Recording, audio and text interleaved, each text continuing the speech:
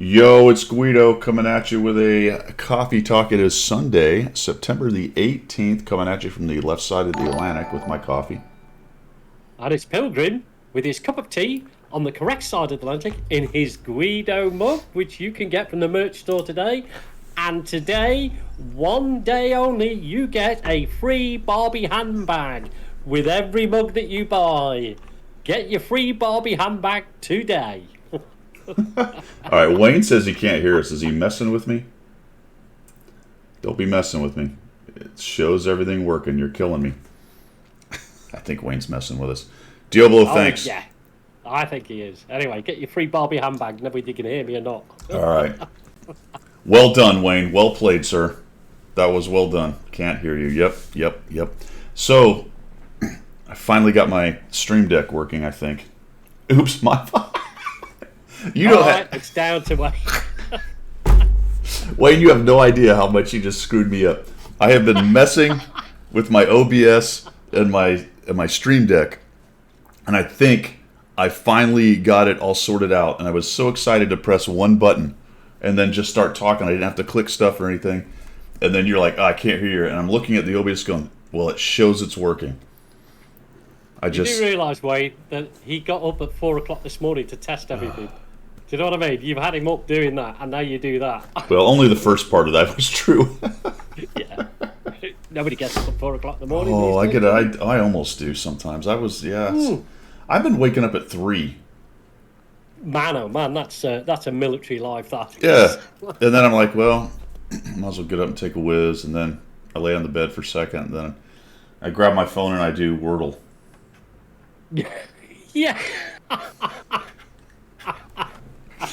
I do. Just to pass those few hours. I do Wordle. I do Quordle, which is 4 words at a time, and then I do word hurdle. Right. Yeah. So you do that. So I do those, and sometimes, if it takes more than 10, 15 minutes, and I'll just put the phone down. Then I just go back to sleep for another 3 hours. But I don't know. I do find that couple of 3 hours is a better sleep than the one you've just had. That's happens to me. If I wake up early and then go back to sleep after that, I'm like, I don't want to get out of bed now. I'm happy. My wife does that. Yeah, she tosses and turns all night, and then somewhere around 3 or 4 in the morning goes into deep sleep for 3-4 hours. Yeah. My house general does that. That's when the noise is the loudest. The sawing of the logs. Yeah, exactly. What are you doing, madam? And now for the sawing of the logs. Channel news. I am done with the Italian TD line, Pilgrim. Wow, seriously. I am struggling so much with the tier 9. But yeah, can't wait to get there. So what's it like, the tier 10? I haven't played the tier 10. Because I did so well in the tier 9. I was pretty excited, so I just dropped it. You did so well with the tier 9. Come on then, spill all. Where are you at with the tier 9? 29 games and a 28% win rate. It's a bit like mine. Yeah. Oh dear, man. Yeah, it is a massive struggle. It is not an assault TD. No, I think I'm doing it wrong, clearly, if I'm getting a 20%. I think, well, 2 things. Number 1 is I tried to play it stock. Do not play the 9 stock, that one. Whew. So I did that for about 15, 20 games, I'd say. Yeah. Probably 15 or so. And then I got so sick of that, I ended up spending the free experience, which I generally don't do because I try to grind through it so I can get people an idea of the grind. But my recommendation on this one is don't grind it stock. A bit late now. Welcome to the club, Wayne. Welcome to the club, my friend. Yeah, mine's 36% and going south rapidly. Yeah. Only real men can only win 1/3 of their battles in that tank. In that tank. Or less. Oh, Diablo subscribed at tier 1. Thanks, buddy. You got a subscription from Diablo. Yep, I noted that earlier. Thank you, man. Much appreciated. 6 months. That's awesome. Thank you, dude. So I think, other than the fact that I'm not doing enough damage because I only have a 1700 DPG, somewhat affected by playing it stock, but not completely. It is coming up. I am starting to get the 3,000 and 4,000 damage games. I wouldn't, obviously, they are not standard because I'm only doing 1700, but it's getting much better. Okay. But I think maybe Diablo could probably back me up here potentially, but it is not an assault TD in terms of you can get up there and soak up the hits. You know, think T95 kind of idea. It is an assault TD in terms of get near the front but support. Yeah.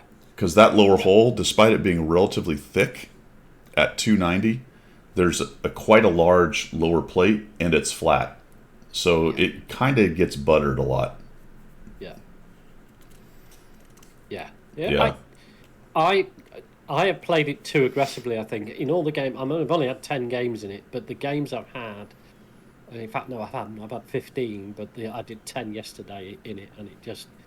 What I was doing, I was pushing forward almost like one of the major heavies. And I look back and I'm looking at all the heavies behind me thinking, why am I here? Why aren't my heavies here? And then I die. You don't really have the armor. Yeah, you don't really have the armor. You don't really have the hit points. You're only 1,900 hit points. Yeah, that's another thing. Yeah. It doesn't have burst, even though it's an autoloader. So it's not like you're going to just really wreck somebody, even if they poke out. It takes too long to do that. So you really have to be much more careful. Hold down, as Diablo says, or above. Second line, but not sniper kind of idea. Yeah. Somewhere near where you can support.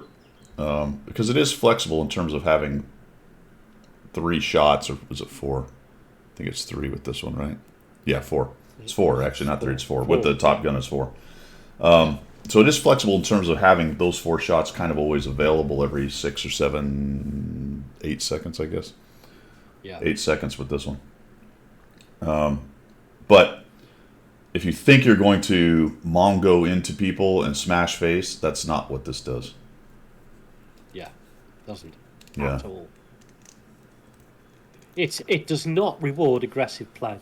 You really need to be that second line support. You need to be you need to be in the action. Absolutely, don't sit back on the red line. But you can't afford to push any further forward than behind the heavies. It's really nice mid to late game with some votes left, with some hit points left. You can really do some work, and it's an okay sniper actually in my configuration.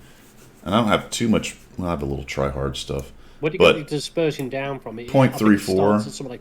Okay, well that's all right. Yeah, it's at 4.2 something. It's horrible. Yeah, I don't remember what it starts at. I'm running food. I've got, and this, maybe my setup sucks too, but right now I've got an IA, a Bounty Turbo, and a Bounty Vents. So there's probably a better setup.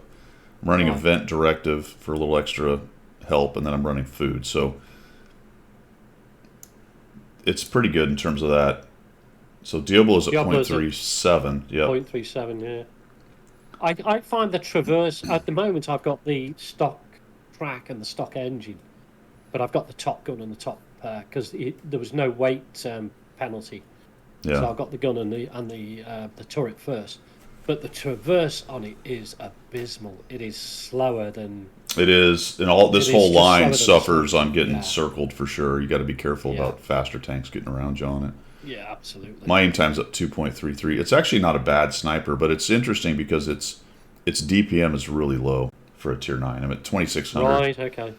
Is not a whole lot. When you're talking about a lot of the TDs, other than auto-loading things, are up well above 3,000, some in the 4,000s. Yeah. Yeah. Oh, you're talking the tier 10. Okay, deal. Well, I was talking about the 9. I haven't set up I haven't set up the 10 yet. But I think the 10's armor comes through much better than this thing, at least the way it's set up. But I don't know. We'll see. I'll play the Minotauro later, but it's been a struggle so far. Yeah, I'm looking forward to the tier 10, but the only disappointing thing about it is that really I wanted the whole grind to be as useful. If the tier 10 turns out to be the beast that it's supposed to be, why isn't the whole line a little bit beastly instead of a little bit mediocre? Yeah, that's a good question. I sort of, the Vipera sort of does Minotauro things. I mean, its armor layout and the way it's set up, and with 5 rounds, it sort of does Minotauro things at tier 8, overshadowed by 9s and 10s beating on it on occasion. But that's the way of the world for all tier 8s. I think the Tech Tree 7, 8, and 9 are just, but it has to be said, people are doing really well on them. Right? They're It's not. probably, to be honest, it's probably balanced. You know what I mean, Guido? I don't think it's. We could all want the overpowered tech trees, but I think it's fairly balanced. I think the difference between the Tech Tree 8 and the Vipera is a bit concerning, but that's the way that this seems to be going, is that the premium tanks are getting slightly better. We'll get to that. We'll get to the... I mean, Diablo, we will get to that. It's a valid point, and I do take it under advisement. We are now onto rocket-powered and frickin' laser beams on the sharks with laser beams on their heads. Yeah. We're starting to go down the Halo route, aren't we? Oh my goodness gracious! You've got to be. I don't know. That is something. If you'd have said it 3 years ago, people would have just laughed and laughed, like it was a meme, like it was. Oh yeah, and then, and then we'll put a nuke on it and stuff. Well, turns out it both has a nuke and rockets. Could you imagine if that thing had come out when HE was what it used to be? Oh, good grief, man. You'd be wiping out 3 tanks at a go, wouldn't it? You know what I mean? The mushroom cut. Yeah. That's half the team dead then. I mean, still, people who know how to run the HE can still do some of that stuff. Yeah. So it's 1100. That is wow. Yeah, Wayne, we'll get to that. Yeah. We'll get into that, yeah. All right. They're all jumping the gun. They are. They're stealing our thunder. Yeah. Next stream, my friends, is maybe Friday, and if I do, it'll be fairly early because then we're leaving town. It's my son's parents' weekend, so we're going to go out to Pensacola.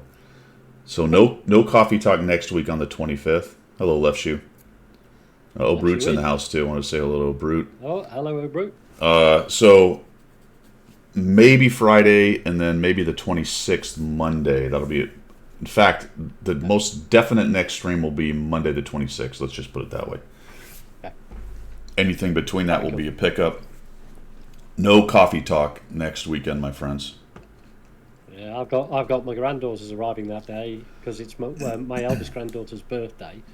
So the timing of no coffee talk is hit quite well actually because perfect. Arrive. Plus the dog that they've got called Casper, who now no longer has a pair of testicles. So we'll see how that all pans out. Why you needed to know that, I've no idea. Buy a Guido mug and get a Barbie doll handbag free. So his testicles ghosted him, is what you're saying? Yeah, exactly. He went off to the vets overnight, came back without them. He doesn't like that vet anymore. Casper, the ballless goat, the ballless ghost, That's the one, ballless dog, dog. ghost, goat. All right. Goat. So the other news is I have a schedule change starting in October. I no longer am going to have a day off a week, so I don't know what that's going to do to my stream schedule.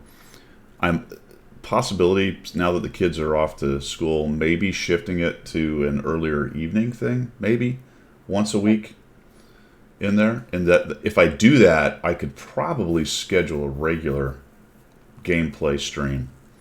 Unfortunately, it'll be pickup stuff on days, if I have any holiday days off, stuff like that, guys will do the standard thing. But I don't know. We'll see. I mean, I know a lot of people kind of like hanging out during the day with that, but unfortunately I don't have any control over that, so I don't know how that's going to work. Yeah, Terry, I was doing 410, so I was doing 40 hours a week, but doing it on 4 days, and then the deal was we would all get 1 day off, but apparently that's going away. So I'm just checking down to an 8-hour day. Yeah, 5/8. Okay. Yeah, for 40 still 40-hour weeks, just working every day for 8s instead of being able to do 10s. Yeah, I got you. And we're on flex time, so we'll see what happens. I just chucked that out because I think in October, we'll see how it goes. I may have fewer of those kind of mid-morning, real early afternoon streams, and I might be going to a kind of mid-afternoon, early evening streams. Yeah. Those are tough, Wayne's though. Pretending he can't hear me. Mm-hmm. I can't hear Hobbit. I can't hear the Hobbit. I don't believe you, Wayne. Nobody believes Wayne. Number one fibber in a bullshit. Yeah, number one fibber. dear. EVGA has decided to terminate its partnership with NVIDIA. It will no longer make GPUs. What? Wow. Wow, really? Wow. What? Wow, where That's does kind of that big come news. from? Yeah. That's crazy. Right. Crazy talk. Crazy talk. And I think that's it for channel Well- news. Do you have anything else for channel news there, Pilgrim? I don't know. I don't. You've sort of covered everything that we. That you I will wanted to cover. throw this out. I am planning on this Christmas doing the help a tanker out thing again. So keep that in mind. So at some point I'll put the video out, and then if you have any donations, and then also what's the word I'm looking for? Contributions. Yeah, but not the. Oh my goodness gracious! Oh, I don't know. People who you think would be worthy. Nominations. Oh right, okay. Nominations. It was a long word. Like It was, and it was a shun. There was a shuns at the end of it. So yeah, so it's same. something shuns, but not the donations part. Yeah. And so we'll do that. Contributions. We'll do that again, depending on Christmas boxes and what the process is for Christmas and all the stuff we don't know right now. But just keep that in the back of your mind.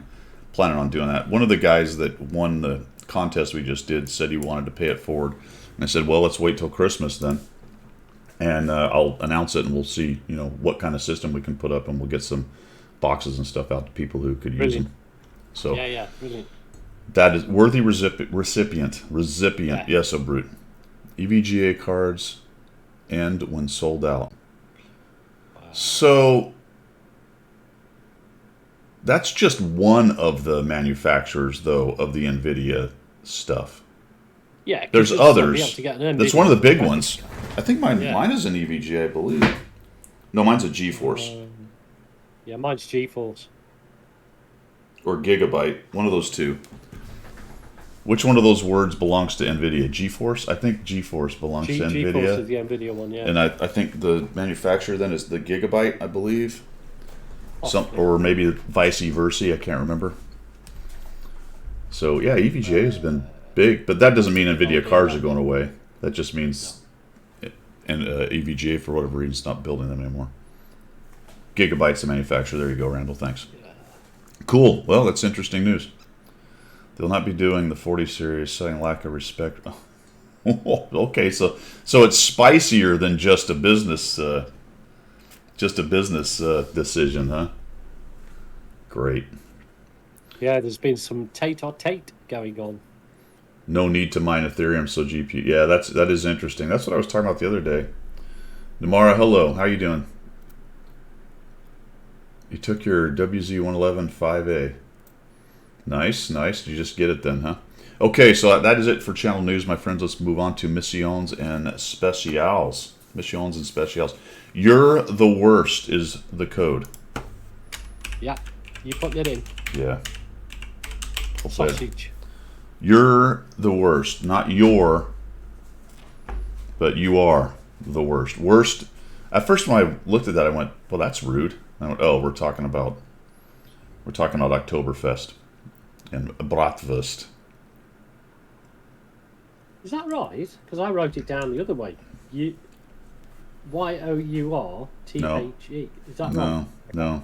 Good Because job. otherwise, I'm telling you that you're the worst. It's you're the worst, Yeah. or you are the worst. Yeah. Yeah, it's not your worst. Oh, okay. Yeah. All right. You are saying you are the Yeah. worst. Yeah. All right. Okay. All right. We'll go with that then. I'm getting an English lesson from a colonial. Thank you very much. Yeah, you're and your. Yeah. And your. There's an apostrophe missing. As in days of yore. But there is that as well, isn't there? Yeah. There's also which, and which, isn't there? Yeah, which is it? Yeah, which is which? I don't know. I don't know. That was nicely done, though. That's like right into Halloween. I like that. I like the. Yeah, that's cool, That was a isn't good. it? That was a good connection, man. I'm much better at maths. Yeah, probably not. English with Pilgrim. That is going to be the next thing. All right, let's go over to Should we chill? Is that chill time? I think it's time to chill. Should we do the blue light? Yeah, let's get the blue lights going. Blue light special, my friends. Blue light special. I did buy the battle pass thing. Did you now? Yeah, it was $10. It was $10, so no problem. Because I did as well. Cruiser, they're easy missions. Yeah, they're easy missions. Easy 20 levels of battle pass. You get a crew. You get some bonds. What else is chucked in there? Some books. A lot of books. Yeah, a lot of books. Which is useful for the Italian crews. You know, doing the TD thing, doing the grind. Actually, I've got some really good Italian crews now. Yeah. Who don't eat so much pizza, so they can actually see out to the tank and fire the gun and stuff. You know. How are Italians not fat when they have pizza and pasta? I know you know, most of them are slim and good looking. You're thinking pasta, pizza, and all the sauces they have with it all. Man, oh man, how do they do that? Must be a bloodline or something. Yeah. All right. Roman legionnaires were never fat, were they? No, but they walked everywhere. That was the thing. That's the thing. And then they got forced march for 20 miles in a day or whatever it was. Yeah, that's it. That's what it is. In all that armor and carrying their shield and their pilum and spears and everything else. Where were we? We were shilling. We were. I was going to say something really important, though. It's going to have to wait because I can't think of what it is. All right. What do we got, my friends? We got a CS-52 LIS, a Centurion. We've also got the Chilean, Independence. So if you're from Chile, you may be interested in decals. This one I had to look up, and I had forgotten that that's what this word means. Cockade. Is it cockade or cockade? Don't ask me. I can't get your right. It's the symbol, or I would call it roundels, but it's not a roundel because that's an airplane thing. But it's this. Where is it?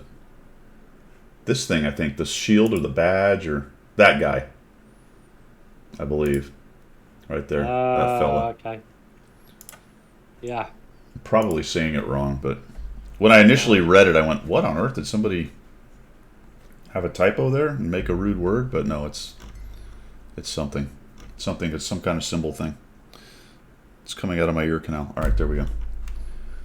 Senlac M4 MLE is for sale. I don't know. These are pretty uninspired. The CS-52 is nice.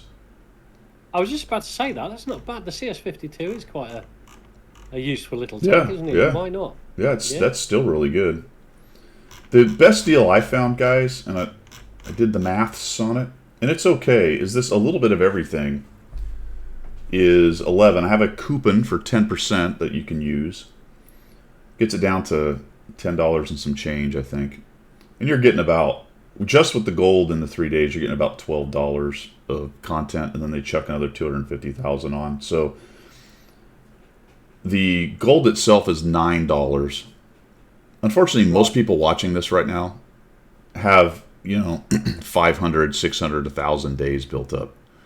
Because most of you guys are pretty hardcore players. But any of you newer folks who might be watching this or in the future watching it, this is not a bad deal right here. To get a little bit of gold, some days of premium, and some silver to kind of cruise along, especially if you have a new account or something. So it might be worth it. Or if you're running one of your alts or something, you just need a little juice, to get going. Well, that's a good point, actually. Oh, Dan Am just said this is a cool format for the stream. Thank you very much. Guido stream, and I'm just the hobbit that sits at the back of it. But that's a good point, actually, because I do that on my free-to-play account. So if there's a little good deal, something like that, I would probably spend a little bit of money. For me, it's £8 or something like that, $10. Right. It's it's still technically free to play because I've not maxed it out, and it gives me a little boost every now and again. So yeah, absolutely. Yeah, I mean, if you keep your eyes open, some of those things are actually not a bad deal, which is why we call it shilling. It is. You, sir, are a common shill. Common shill, exactly. Yeah, indeed. Thank you, sir. Thank you. Trying to tell people what to do all the time with their money. Okay, I didn't see anything else big. Well, the starter kit is a similar thing. It's $10, but you're getting 1,700 in a day, which frankly is a little worse than the other one, to be honest with you. Yeah, it looks that way. It is actually that way. Yeah, you're right. Yep, slightly worse. Vehicles wise, I don't think there's much else to say here. We talked about the CS52. The 5.1, the rack is it's decent. Senlak's kind of funny with its HE round. I mean, it's more of a standard light tank than the rest of the British line. Yeah. Danum, Yeah. Danum has got 0 days. The Senlak is actually a little gem that is overlooked a lot, I think. I think the Senlak has its place. Yeah, it plays more like a regular light tank as opposed to the British light tank gameplay, which is the super sneaky guy. This thing's larger. It's not as sneaky. Has more firepower than the British tanks generally do. Fires faster. Yeah. So more of a T92-esque kind of thing, or standard. Yeah. We got. I guess Danam is new to the channel. So excellent. Welcome, my friend. Welcome. Thanks, Bruce, for filling him in on the. Yeah, absolutely. Yeah. Well, he actually said something interesting because he said he has 0. Where was it? Right there. 0 days. Guess I'm softcore. Yeah. You know, there are plenty of hardcore serious players that just run standard accounts. Yeah. You know, I do which on the EU. My EU is a standard account. Which is another reason why I bring up those little deals. If you have $5-10 and you have a weekend, you're like, well, I'm gonna run premium for the weekend. You can have absolutely. 3 days of a weekend. You can have a little bit of gold to mess around with crew or something, and then you can do your 3 days in the weekend, and it only costs you $5-10. Whereas if you went to a movie, it would be 30. Yes, exactly. Or if this is your hobby, if this is something you do to relax, $10 is nothing, is it? I'm not saying to everybody $10 is nothing. And if you wanted a Coke, at the movie, it'd be $97.85. Yeah. And the petrol to get you to the cinema to watch the movie. That's $250. I mean, now pretty soon we're taking out a loan. Yeah, exactly. That's my excuse when she goes, "You've been on that well the tanks for 6 hours today." I go, "Yeah, I could be like and I haven't something else." And I haven't spent a dime. I haven't spent a penny. Well, that's not true. I already spent the dime. But anyway, let's not get too. Thank you for the follow. Much appreciated. Much appreciated. Thank you for the follow. Where were we? We were still shilling.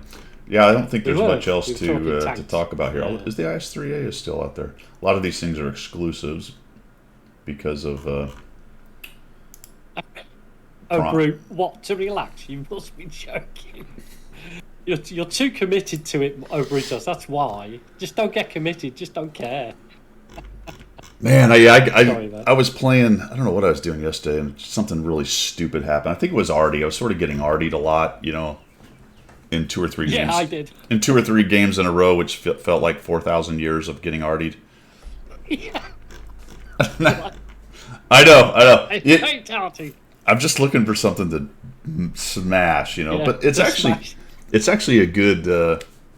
It's actually a good mental exercise to be able to do the Zen. Calm it down. Just Zen, a little Zen calm. Take a big breath. Yeah. Get up, walk out of the room, go.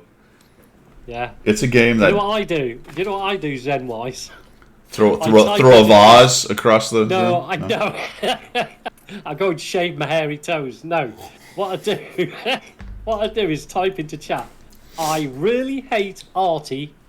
But not ours. Kiss, kiss. So you're just walking that fine line. Absolutely. I don't want to be self-bombed by our own arty. Yeah. Dear. You didn't carry that, Diablo. I carried that. Where was that? Siegfried line? Was that Siegfried or Mannheim? Mannheim. He carries you eating pancakes. You were in a tier 8. I don't remember that. I don't remember what you were in. What were you in? What was I in? I was in a 244. Yeah. I was in my Object 244. I did okay in that game. T78. That's right. Yeah. Oh, you tried to steal my kill on the arty. I should actually go find that because Diablo came raging in, and I knew exactly what he was going to try to do, and he knew what I was trying to do. There was an arty left on the. Is it Mannheim or Siegfried? Which one's on like the ice area? One of them's in a city. Siegfried's in the city, right? Siegfried's City, I think, and then Mannheim is the and one with Mannheim with the ice stuff and ice and all that sort of stuff. Yeah. yeah. So he was off that side edge kind of thing by the water. He was it was a 13 F3 or whatever. Yeah. And obviously a 244 is not very fast. And here comes, I see Diablo raging across it. About that time is when I noticed he was in there. I didn't even notice till midway. And he comes hauling ass across, and he's going to beat me. I'm like, crap. I'm like, I hope that already nukes him. Yeah.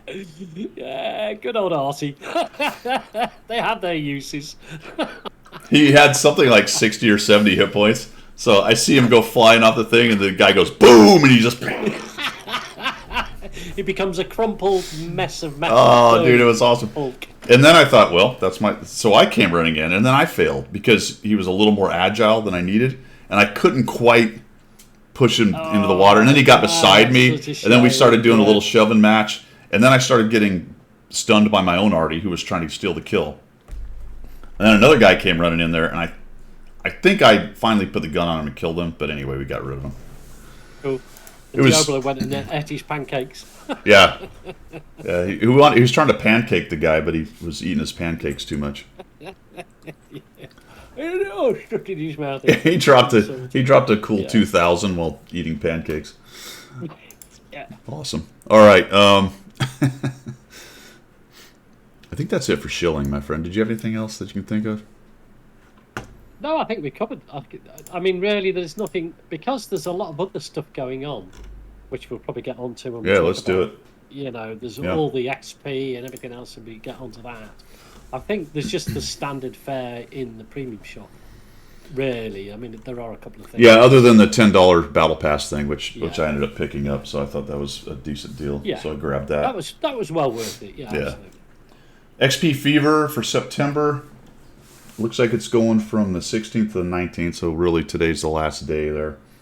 Kind of the standard stuff. You're getting some extra XP for different tiers, which is nice. That's going to help you. Remember when you get to that last, when you actually trip the mission to get that chunk at the end of it, make sure you're playing the tank that you want that XP to go on. Yeah. Otherwise, it's going to get dumped on whatever tank you were playing that tripped the mission. So it does require a little bit of care. Sometimes I forget that, and it really frustrates me because you suddenly realise, oh man, and you just needed that extra XP for that, particularly like the Italian TD grind. You know, you just that's a good one for that. Absolutely, those are big chunks. Yeah. So XP Fest Harvest, this is kind of cool. It's going on 2 different weekends. Today, or this weekend, and then next weekend. It does start on Friday next week. So next week, that's nice. It starts on Friday. Right now, it's ×2 XP, but it's 1.5 credits right now, guys. So this weekend, you should be grabbing some extra credits. You play your premiums, you drop a credit reserve, then drop a clan credit reserve, and you should be making some nice bank in there. And it's repeatable, so you just play. It's not, there's no win requirement or anything.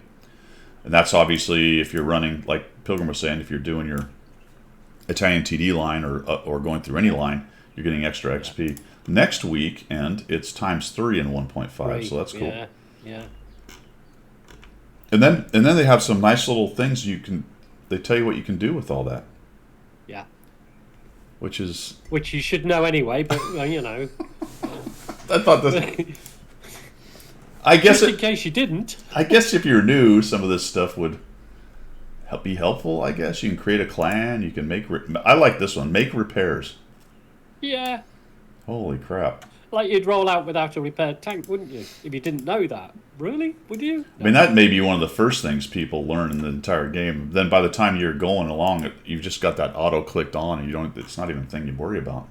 Yeah. It could be when you're new. I mean, if you're really working on the edges of your credits, and you buy something, and then you play a tank, and you don't have even enough to fix it, that could start to be a problem.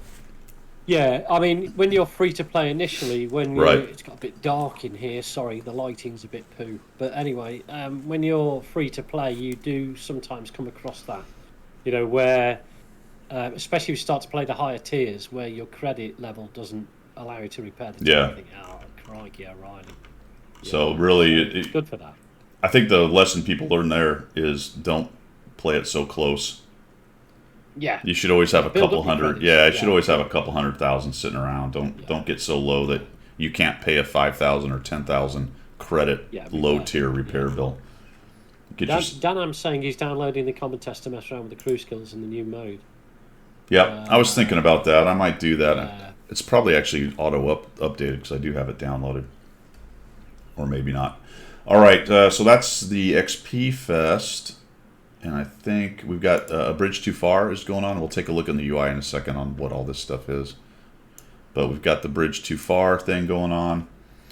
All right, this one. Well, let's go actually over to the. Let's go over to the UI because it's going here. I can use my button. I'm so excited. Here we go. Oh hey! Oh, look at that! Let's use the button. Look at that! All right, so Look at that.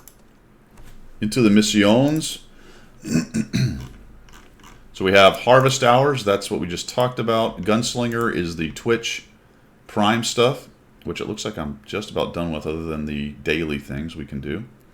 So that's nice. Some goodies involved with that.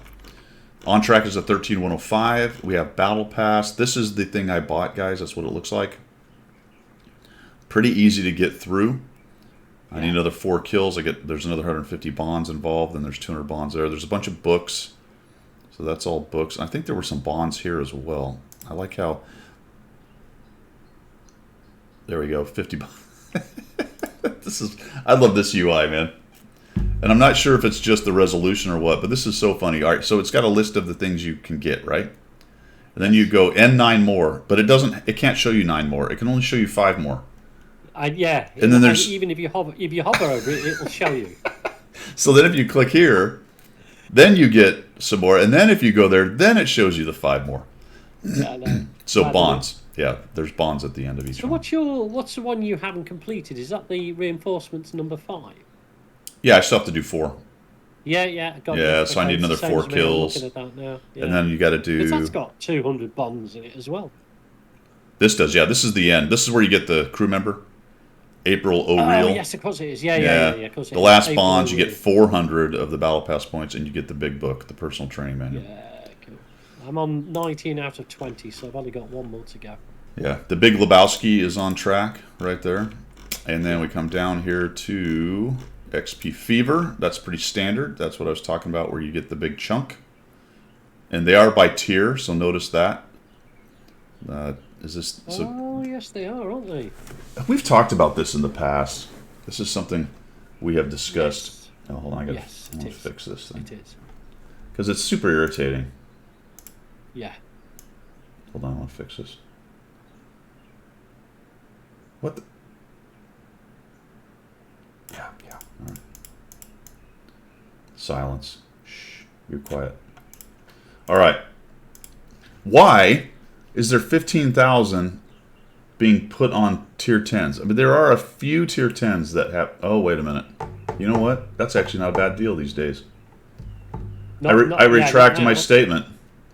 Field mods. Yeah. Yeah. Yeah, you're right. Yeah, field mods. Yeah, right. that's good. Smack bang right. Yeah, that's absolutely. a little over half of a tier 10 field mod at what, 28,000 I think per mod. Something like that. So yeah. just a little over. Yeah. All right, so actually that's pretty cool. There you go. Yeah. And the conditions of completion is not a great deal. Win a battle, you know. Although for me, I haven't won many battles in the last 24 hours, so that might be a problem actually. So Doctor Who just made a great point. Oh yeah, tier 9. It's not there. It's not, is it? 8? Tier 6? 4, 5, 6 to 8, 8 and what? Yeah, don't play tier 9s. What happened to 9? Is it a typo? No, it says. Let's see. Is there 9s here? Doesn't look like it. Doesn't seem to be, does it? Oof. I wonder why that is. I wonder if that's I wonder if that's just an oversight, or if there's an actual reason for that. That's actually kind of. But then you would think it can't be an oversight, because surely Wargaming know what the tier levels are in their own game. You wouldn't have any employee of Wargaming going, what comes after 8? 10. Does anyone know if that's standard for these? It's been that way several times. So now it's starting to look. Now it's starting to look like on purpose. Why? I wonder why. Yeah, I wonder why. Just because they want to slow down tier 9 progression for some weird reason, or? That doesn't make any sense, does it? You know, Hmm.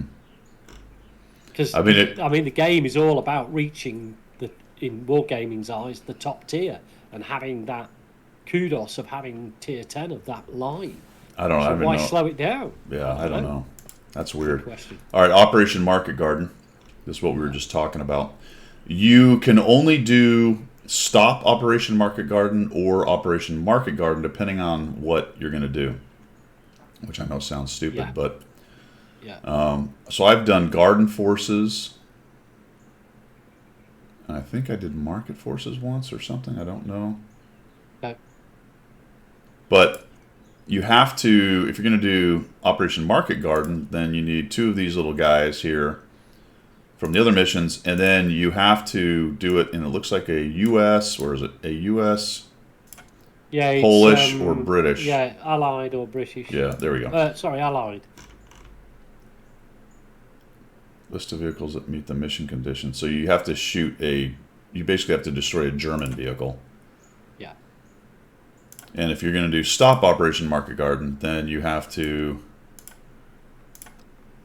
use a German vehicle Yes. and destroy a British, U.S., or Polish vehicle. Yeah. So it's one that requires a little thought. Yeah. You to drive the right tank. And I think you actually have to win, too, which is super irritating. Yeah. Nope, that is nope, irritating nope, not 'cause true. Really, No, just battle. It says Oh, is play. it not? Yeah, it just says play a battle, and then I think you have to destroy one. win a battle. No, it says These are win a battle. win. The final one is not. But it's a garage and some decals. So I don't know. Yes. I mean, we've gone into a fairly deep dive on Operation Market Garden, which is you're going to come out of with some kits and a garage slot and some decals. Yeah, like I need any of that. I mean, reference the new Kits, guys. maybe, If but- you're new and you're tight on garage slots, that would be something you might want to try to knock out and get yourself a garage slot. I think over a period of time when you play, I think that's one thing that Wargaming shot themselves in the foot with. Is that, I mean, most of us, having done the grinds up the lines, we've probably got tens, if not hundreds, of garages. So it's it's not a thing to play for at our level, at our stage in playing, if you played for a number of years. I have So 600 I guess for the new guys, it's brilliant, isn't Yeah. it? So, there's no incentive to go for a garage, is there? Really? I have Can't give 685 it away. tanks, Pilgrim, in my garage. Yeah, exactly. And I have 236 empty slots. Yeah, yeah. And you can't sell them or give them away. I mean, I'd quite happily give them away to a new player if we can do that. Operation Oh, yeah. Market Garden was a real thing, and we're going to actually talk about that a Yeah. little while later. Yeah. Got a Absolutely. Pilgrim / something else story for you guys later. It could be by mistake on purpose. Danum, absolutely. Rewards and stopped reading. Yeah, the mystery event, Gator. I don't know. Is the Market Garden the mystery event, or is it the what is it? The times, what do they call it? Was it Not Bridge Too actually. Far? Or was it the Harvest missions? I don't. They said look out for a mystery event, but I don't know what that was. Nobody knows what that was. Yeah. Yeah, it was a Bridge Too Far. That's correct. Yeah, Bridge Too Far. Yeah. All right, cool. What else we got going on, Pilgrim? We got so we got through there. I think we're maybe done with shilling. Yes, I think we are. Because we want to sort of move on to something like... Yeah, Battle Pass is ongoing. I'm at Yeah. 37 right now, as you can see in the garage. Largely because I got that. I would really only probably be at 25 or so. So I bought that Yeah. booster thing for $10 and got moving along pretty well. Is that your first chapter? It is, but I'm pretty excited because I need another 5 or so coins, and I can get Right. the Lorraine, and I'll have all the Battle Pass tanks, so that'll be cool. Got you. All right, I've got 8 coins now, and I mean, I want the only thing I want out of the coins, which means I'm going to have to do 3 chapters. Just bring it up now, I'll tell you. Is the Kunstpanzer, which is 12 coins. that's the one you want, yeah. Yeah, another 4 because I've got all the rest. So I'm just going to have to do, I think, another chapter to get it. I would imagine, because I've got 8 now. So you have to do 2 chapters to be able to get more than 12, don't you? I think, looking at it. Yeah, Wayne, I don't think it is either, but I just like collecting them, man. It's that that's it. It's You're that a collector, obsession to finish it. You know what I mean? Which is Yeah. the catch that this game has and does so well. Absolutely. The other thing that's frustrating for me is this, because I haven't unlocked the 3 chapters, I'm sitting on 3,351, what do they call them, points, and I can't do anything with them right now because I've got to do the 3 chapters. It's quite frustrating. How do you have that many points? I thought those I've went never away. unlocked all 3. No, I've never unlocked all 3. I thought those went away. Well, I don't know. It says 3,351. I don't know how I got them, actually. How far are you through on this particular chapter? I'm on the 2nd chapter now. Well, see, you lost all your points. Oh, did I? From the Yeah, first, if you're on the from 2nd first- chapter, that sounds about right. Oh, does it? Oh, okay. Yeah, Right. so if you didn't unlock all 3 and use them before, They just went. only the coins rolled over. Oh, I remember you saying that. Yeah. I get that. Yeah, Okay, only the so coins. Because I've done 1 chapter, that's about right for points then. Yeah, Crikey, what Yep. a rhyme that is. Okay. yeah, only the 3 coins. chapters. All right, let's talk. Let's go into subjects du jour, my friends. Yeah, let's do that. And we've got a lot of stuff actually coming up. So some of this is probably looking like maybe some reward tanks. We have a new patch coming up. This potentially some of this could be Christmas tanks. There's a lot of stuff going on right here now. So let's start with, well, no particular order. Let's just start with, let's go. We're going to talk about these later. These are all screenshots. We have details on all these tanks. I guess Quickie Baby is going to have a commander. And I don't know if it's going to be attached to Christmas or an event or what, but it's in the files, so that's already I been. don't want it. Yeah, that's I already don't want been. it. That's already Oh, been. all right then. That's already Bloody been hell. leaked, I I want a guess. Guido commander. It's already been leaked. I don't know. Boo. Let's see. So we know about Onslaught. I did put a video out on that. So if you guys are interested in what I know about it, I guess it's fairly buggy. I don't know if anybody's done anything on the common test on it. I haven't bothered. Dab the 2 key nonstop. Oh man. So Onslaught, yeah, that's coming out. You might be able to play it on the common test. We'll see. I don't know. I would like to get some 7-man platoons together just to see if it's any fun.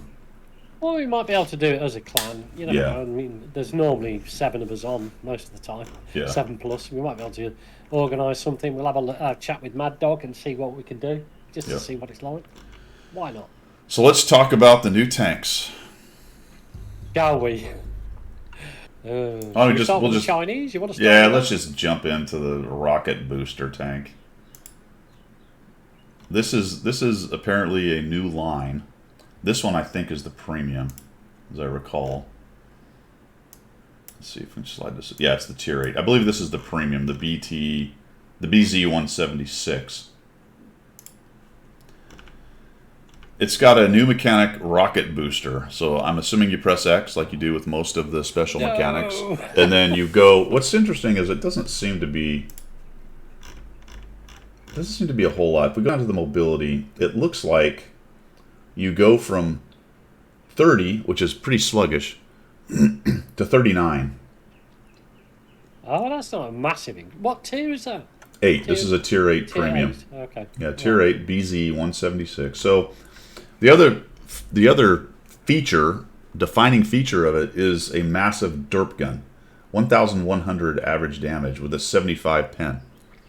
I don't know what other... Dispersion. It's got to be a massive. No, it's not. Actually, 0.38. Really? That's big, That's but it's not like 0.5 yeah. or anything like some of the other No. derps. Yeah. But that's a really low pen. That's a really high average damage, a really low pen, Pen. Yeah. relatively anyway. Yeah. I mean, there's some sides and rear ends and stuff. So you and it's a heavy tank. So you think, well, T49 derp. Well, it doesn't have the mobility of the T49. It does have a burst of speed. It is a long reload at 24 seconds. It has -11 depression, which I can't really understand what's going on with that. This is all in test though at the moment, isn't it? None of these figures are confirmed, surely. You know what? Every time I see something like what I'm thinking of with this 11 is they were sitting around like, hey, how do we make this tank unique? And then somebody remembered this is Spinal Tap, and they're like, well, of course, because it needs to be the net flavor of the month, we're going to have to make it a -10 -11 depression. Yeah, and one guy in the back like, we should make it go to 11. Yeah. So yeah, never mind 10. Make it 1% more. this one, it goes to 1 11. degree more. It's like when you need an extra amount of volume, you turn it to 11. Why don't you put it on 9 and then turn it to 10? Why not? This one goes to 11. Because that's a nice round number, isn't it? It's like the number of keys you can get. It goes to 11. Anywho, aim time 2.8, dispersion 0.38, average DPM fairly high, but this is an HE DPM, so okay, yeah, there's multiple other things really, in my opinion, have to happen for HE DPM to be any kind of realistic vice, say an AP or a standard round DPM. It's got some pretty good armor at 240 on the hull. Holy crap! And 250 on the on the turret. We have a speed, as mentioned before, of 30, a boost of 39. So then the mechanic has the amount of time it boosts. Then there's a cooldown time, and then like a recharge time, I think, or something like that. It does add. It's just shades of arcade play, isn't it? You know what I mean? Hey, wait a minute. How does point? How does the rocket boost give it extra reverse speed? Because it was designed by a Frenchman. Oh dear. Diablo says it doesn't. It says it does here. Oh, wait a minute. What? Yeah. Reverse / reverse 2. Oh, is it slower? Oh, it's slower in reverse. Okay. He is correct. It doesn't. So it has a 15 reverse. So when you turn the rockets on, you could get 2 kilometers an hour backwards. So you can barely crawl. That makes sense because it's all forward momentum with the rockets. All right, I see what it's talking about. That's interesting. All right, so there you go. You hit the boost and you need to jam the brakes on and try to back out. Yeah. You're going forward, baby. Then there won't be any French people wanting to play that tank, will there? I wonder if you can put a turbo on this and then boost. Hey, I wonder. Yeah, that means it would fly. I mean, I don't see why not. Should be able to, unless they're not going to allow it. I mean, it could be a piece of equipment they don't allow on it, but that's just a turbo on the engine. I wonder. The rockets. No, it may well be. I don't know. Would it? So there's only 4 Okay. actuations, I think, from what I read. Looks like there's 4 actuations and 10 seconds of boost. That's quite a long time, actually. Yeah. It's got a 380 view. You can't quite. Yeah, I guess you can't see it. Yeah. Very interesting. So clearly, that's going to be more capable, I guess, at higher tier. I mean, is the tier 10 going to do 70 or something? I have no idea.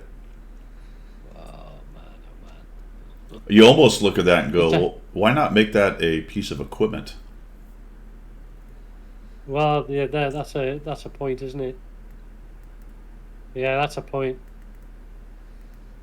Yeah. Turbo to the rockets. Yeah, that's right, Hopline. Don't forget this is a heavy tank, isn't it? It is a heavy tank. Yeah, it's not a medium. Yeah, absolutely. So, they can't really... Well, they can if they want to, but I wouldn't have thought they would make it, an outlier, make it do 60 miles an hour or something. Well, it's apparently a whole line. Never mind just a one-off premium. It's a whole line starting at the so Type... they all have that mechanic? Yes. Well, I don't know all. It's starting at the Type 58. It's at least on the 8, so you have to assume it's the 8, 9, and 10. I mean, maybe that's a big assumption, but if they're going to build a whole new mechanic, they're going to put it on the line. Whether the 7 and the 6 or whatever have it, I don't know. I guess it's only the 7 because it starts at the Type 58, which is the Tier 6. So, that being said, start stacking up experience on your Type 58s. Yeah, that's a good point, actually. Yeah. But again, I mean, I guess this is still common test. This is not common test. It's still in super test, isn't it? I believe so, yeah. All right. So things could change. Could do, but very weird. There's the code again. You're the worst. Let's go down this way too. All right. Some other tanks we have coming up, my friends.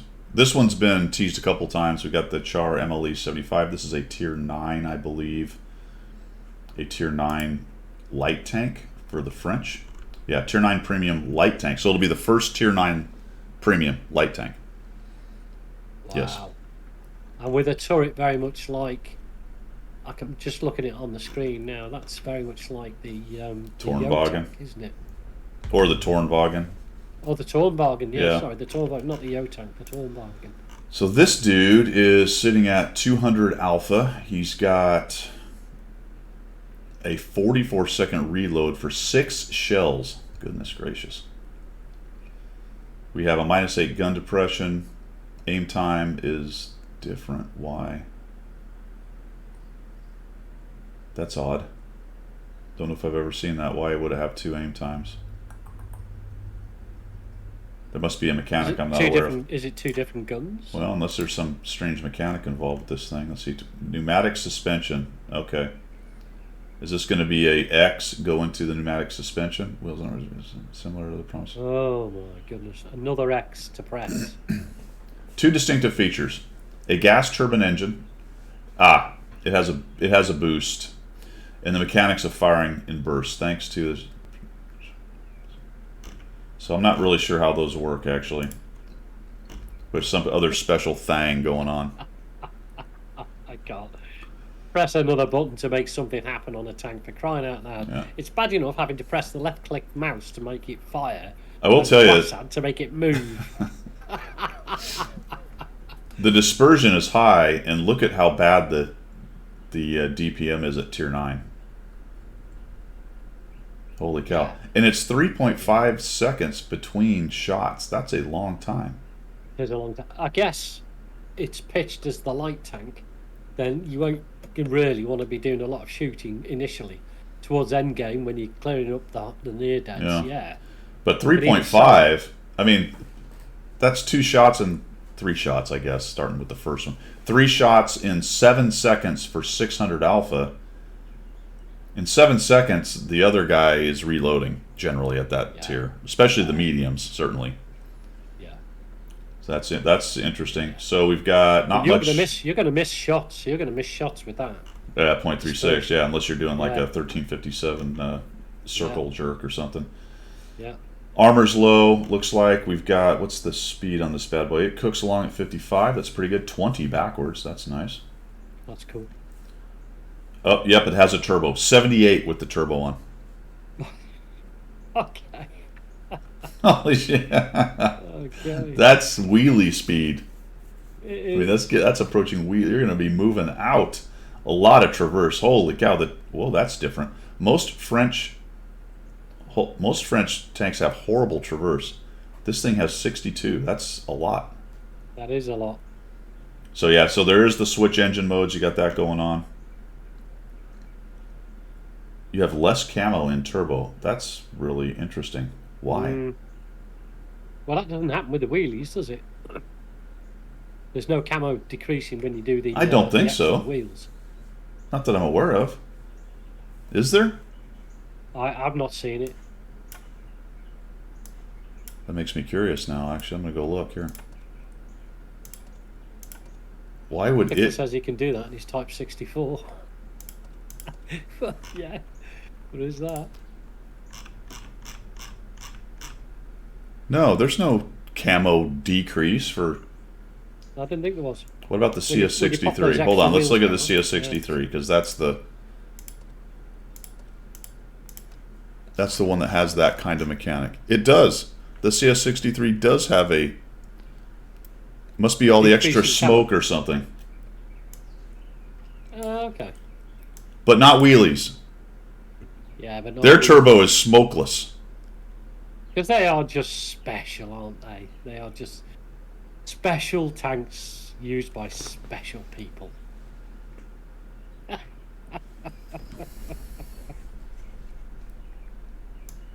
It's got to be somebody's pet at Wargaming. Those tanks have got to be somebody's pet. I learned something, though. I didn't know. I had no idea that the Polish, that the CS63 lost camo when it was in turbo mode. Did anybody else know that? I didn't know that. Anywho, I didn't know that. That thing's around. Anywho. And then what else we got? We got that guy. We've got the CS52C. Right. Okay. Tier 8 Premium. Because we already have the CS52 LIS. So just copy pasta. Get rid of the LIS and put a C on it. Yeah, because that's what it is. It's actually crewed by a 5-man crew as opposed to a 4-man. Dude. I think it's got a smaller gun, obviously, 250 Alpha. Surprised it's not an autoloader, to be honest. This thing doesn't look great. It's only got 1800 DPM. It's got a bunch of turret armor at 260. 0.37 dispersion is not great. Only -7 on the gun. Oh, does it also have turbo mode? Turbo mode! The turbo! Send in the turbos! Send in the turbos! The clown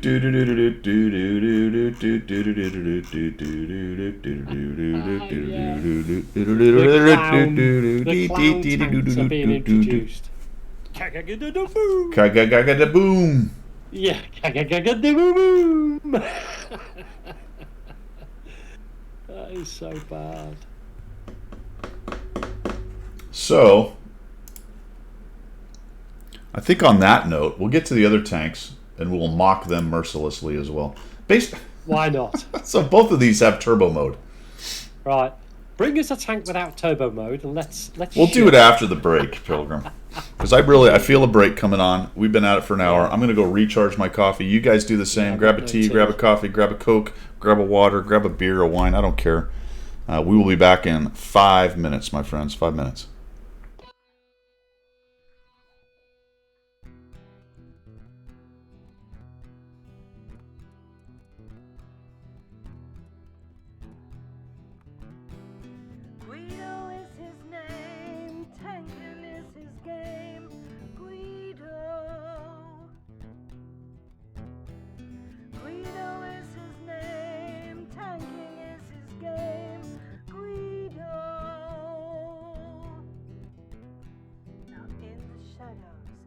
A mysterious chap who spoke in a tongue with a strange dialect. He offered his help to the mighty Guido to bring some laughter to his love of speedos. To the coffee talk they both came, to bring the message of winning ways to all and sundry and the masses. Yes, that's right, lads and lasses. The damage counts and flexing back will keep you on the right track. Guido is his name, tanking is his game. Guido. Guido is his name, tanking is his game. Guido. What if you want to progress? Then seek out Guido nonetheless. With his sidekick Pilgrim, he has a message that to win you must be aggressive. The position and place that you must seek, for the winners only, not the weak. The guru speaks, so listen well. His voice rings out like the Liberty Bell to bring you all to Unicom land, or to die hard trying in the sand. Guido is his name, tanking is his game. Guido.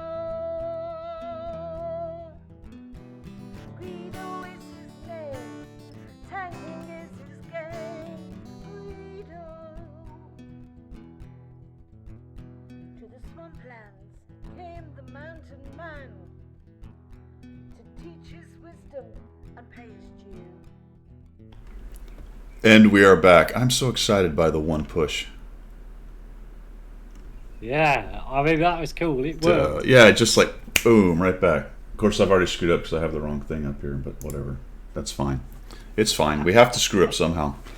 Yeah, that's my dog there, Dana. Mocha. Okay, so you get a turbo. You get a turbo. You get a turbo. Everyone gets a turbo. Yeah, why?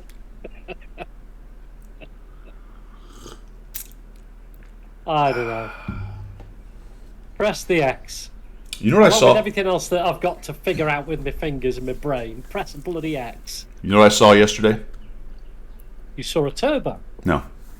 No. I saw the green flash. You saw the green flash? I saw really? the green Did you, flash. So you went to the movies last night then? No. I went to the No? beach. Went to the beach. Really? Yeah. So my What green flash did you see at the all right. beach? I'm gonna explain it. I'm gonna explain myself. Okay. So, a friend of mine had her 50th. Friend of ours, actually a friend of my wife's, but you know how that goes, right? The only friends I have Yeah. are the people she hangs Yeah. out with. The ones that knit. Yeah. So she had her 50th birthday, and she did it down on the beach. And Ooh. we got a friend that he lives down there. It's one of her relatives. She's a local girl, and so we go down there, and they have all the chairs set up on the beach, on the white sand beach. It's freaking awesome.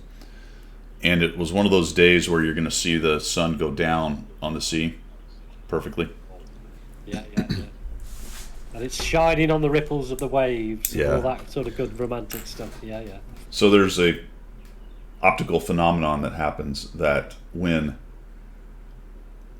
the sun, the top of the sun just goes down below the horizon, you get it looks green. It just flashes green, just right at the end, just based on the refraction, and you can't always see it, but it was a perfect setup last night for it, and it was awesome.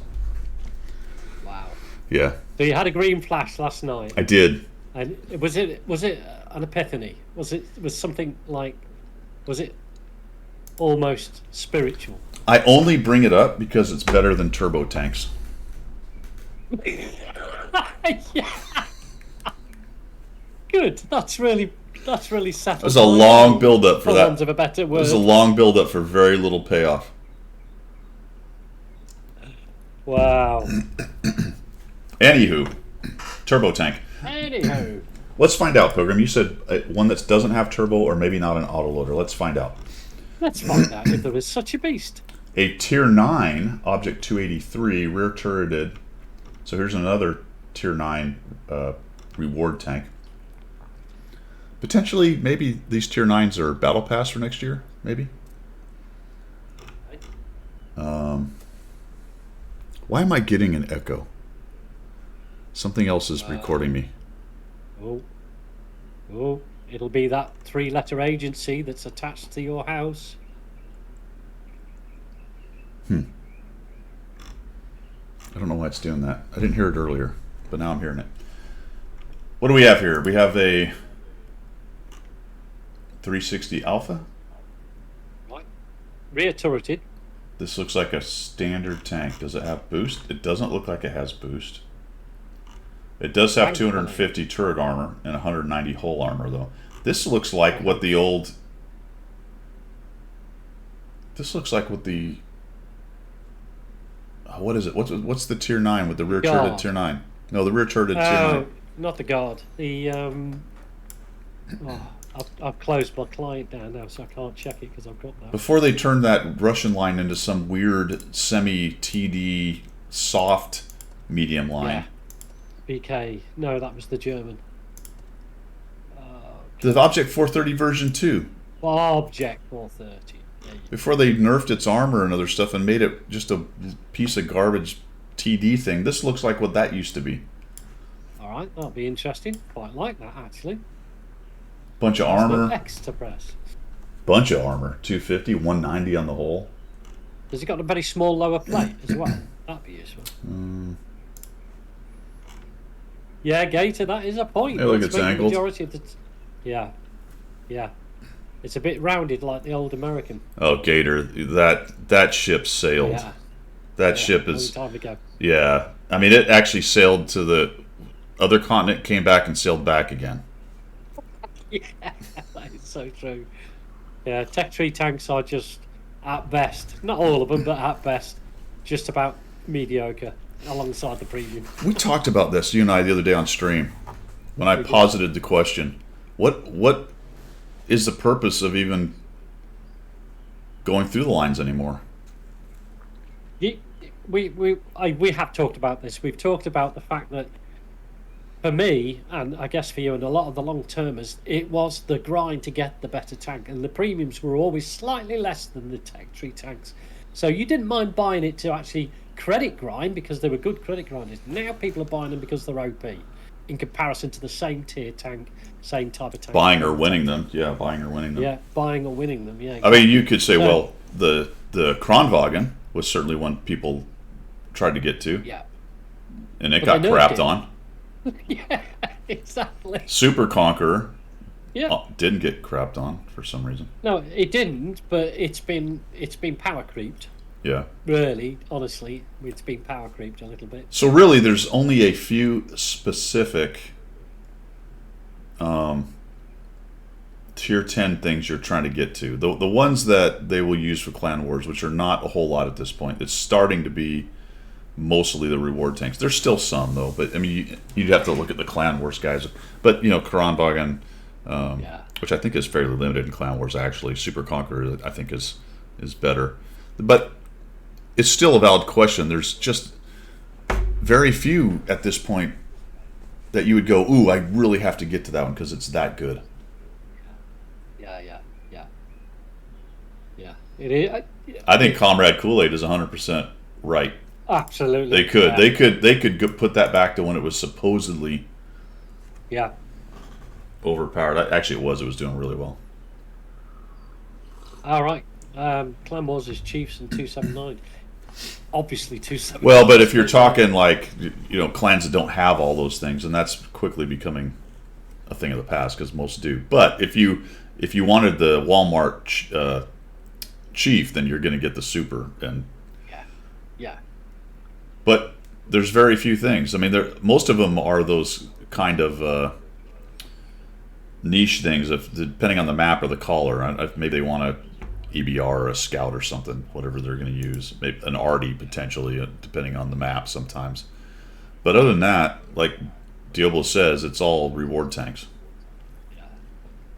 And Hisenberger's made a good point there, is that they have looked at individual tanks and done something with them. For example, the M454.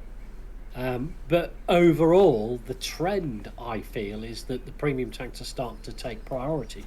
Well, they finally had a couple that were approaching, challenging the top, and they nerfed it. Yeah. You know, the Kron. And really, at the end of the day, the Kron was nerfed not because of Clan Wars, but because of what it was doing in pubs.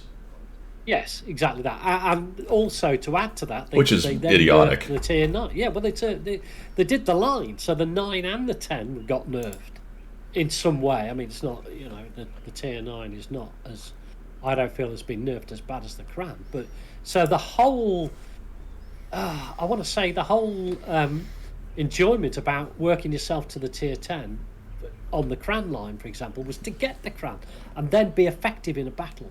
Okay. In pubs, it little bit OP. We all agree with that, but it wasn't as if you couldn't get rid of the Kran if you were facing it. You just had to play a bit more crafty. That's all. Well, again, I'm not against in any way nerfing things that need nerfed, but as we have said multiple times, they ignore the reward tanks and pretend they're doing game balance by adjusting the tech tree tanks, which are irrelevant in competitive, and switch places occasionally in pubs as they tinker with balance while they completely ignore the elephants in the room that are completely overtuned. Yeah, absolutely. You know, it's just a meme at this point. Yeah. You know what I mean? It's just a meme. Yeah.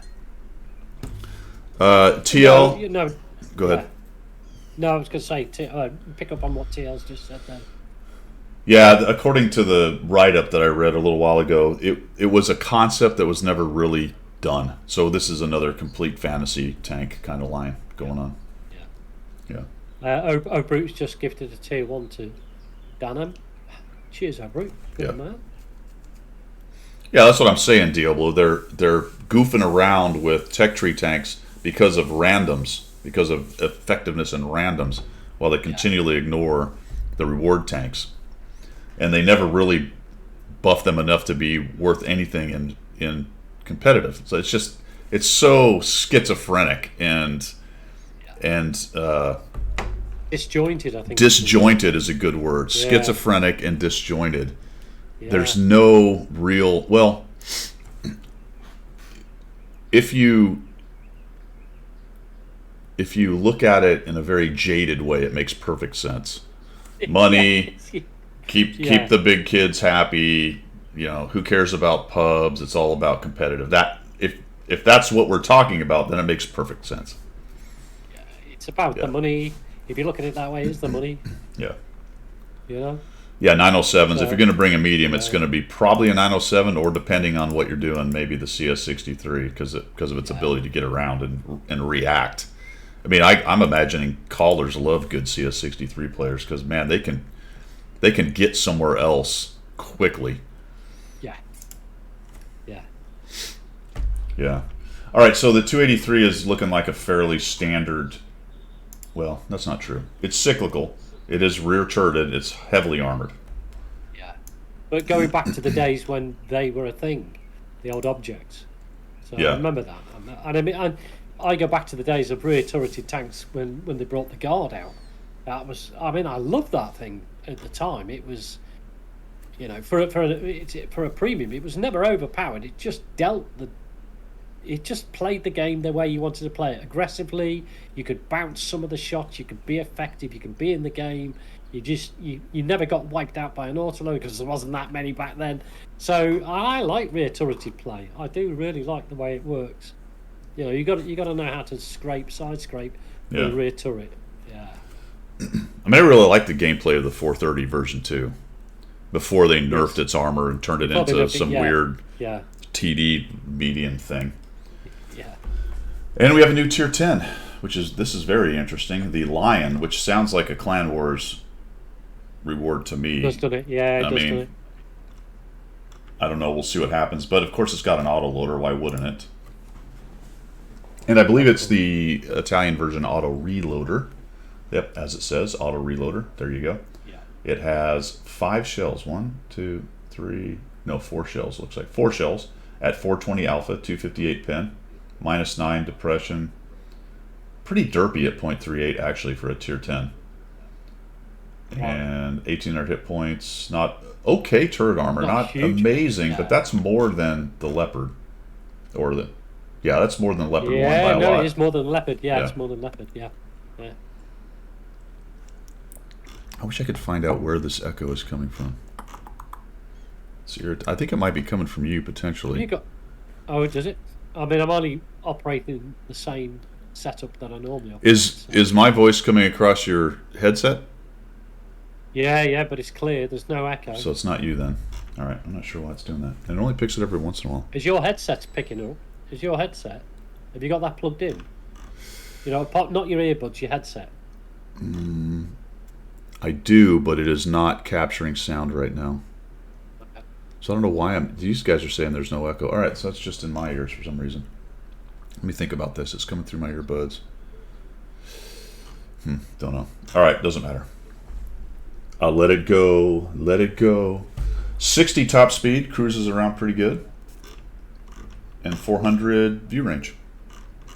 So there you go. It's quite decent, isn't it? It's a decent tank. Hey, what do you guys think? I think that looks like a Clan Wars kind of thing.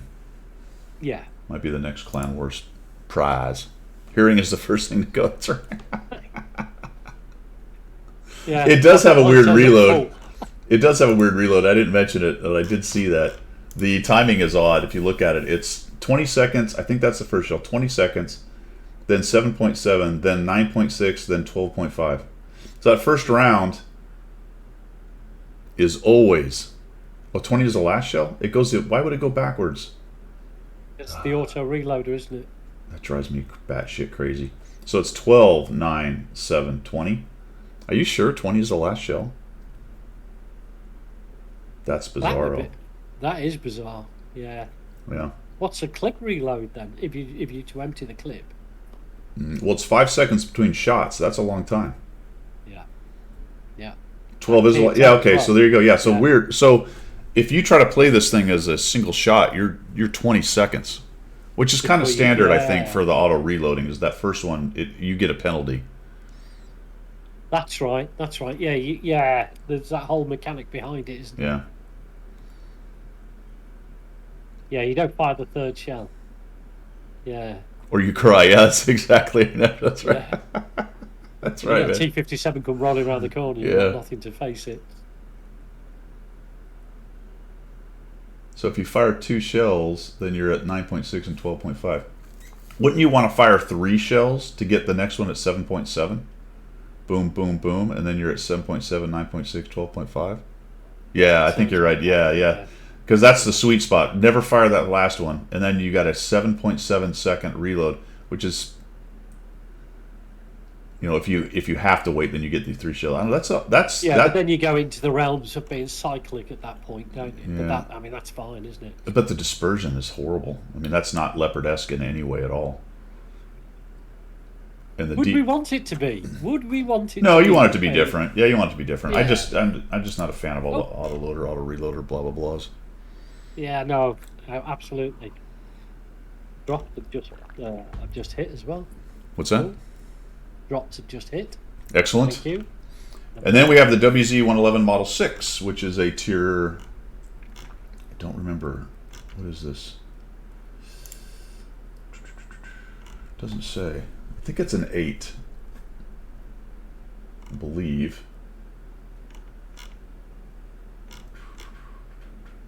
$360. Yeah, it looks like an 8. I think it's an 8.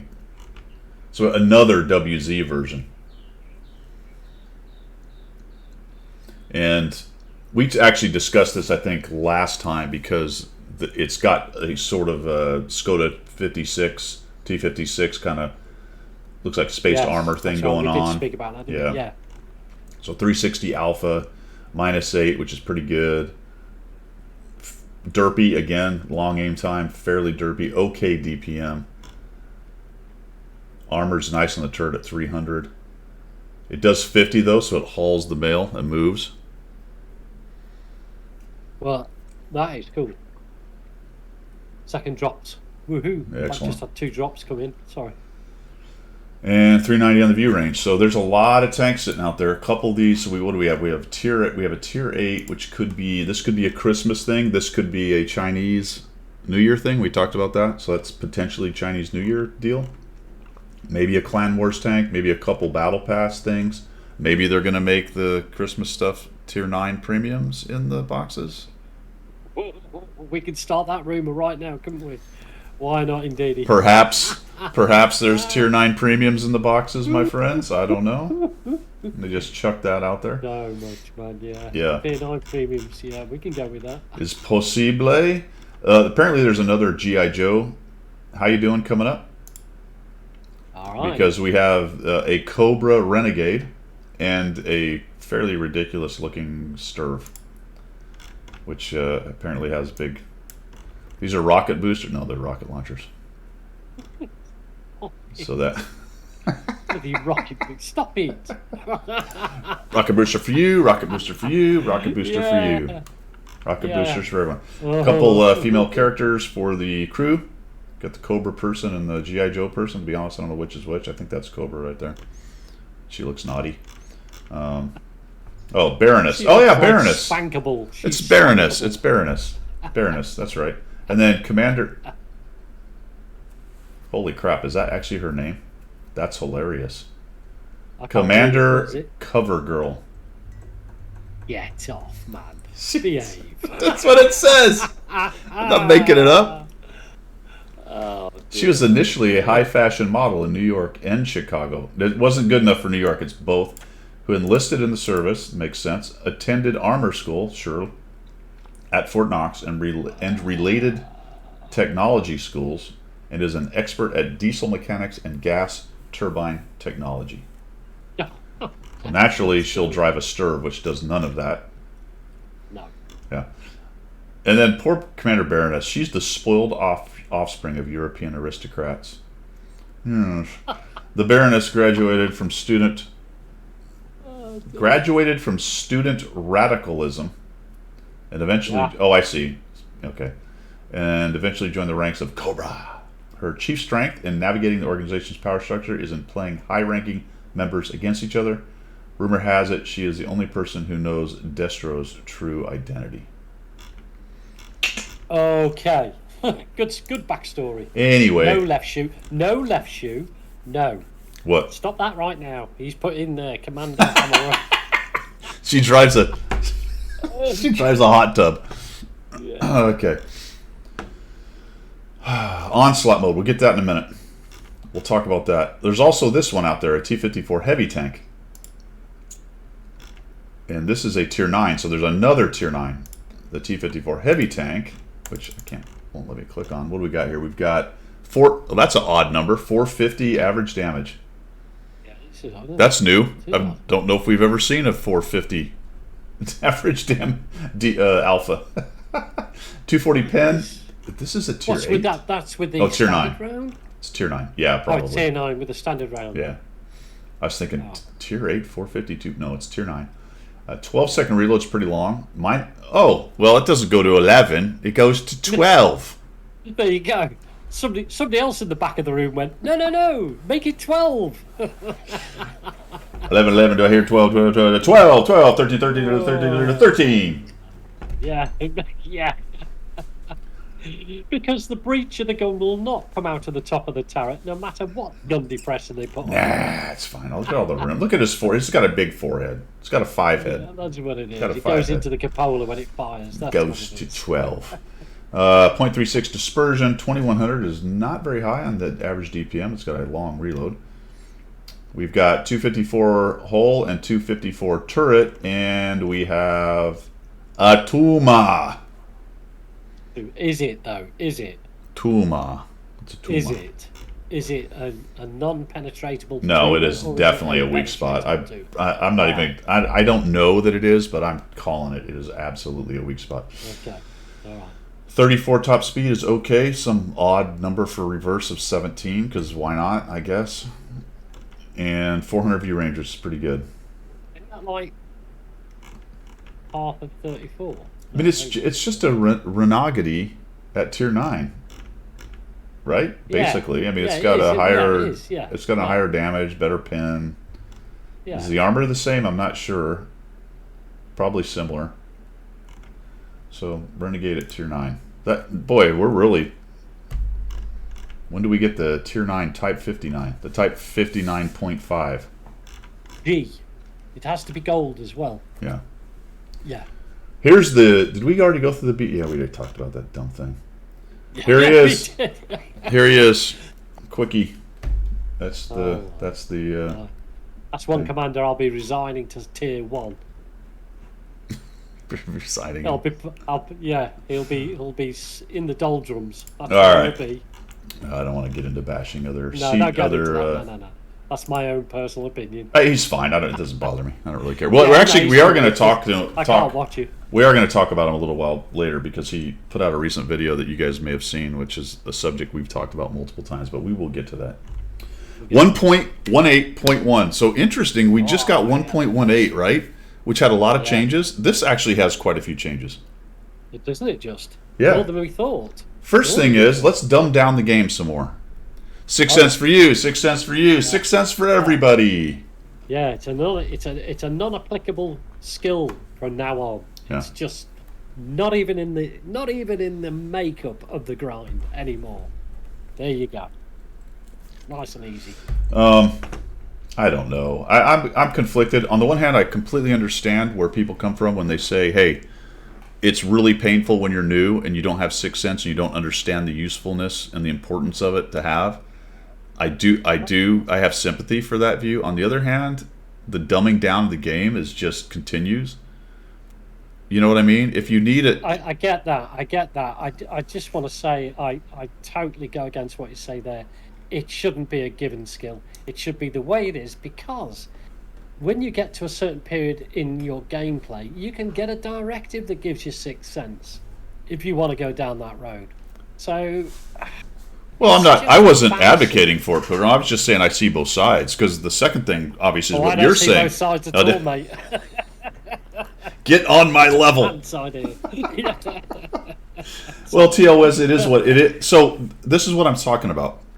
It is an attempt to help out new players, but it's a really important skill, and it was a good skill, and it was something to work towards in the grind. You had to learn that part. So what happens when you do stuff like this is you remove the effect of a player's knowledge of the game from being important.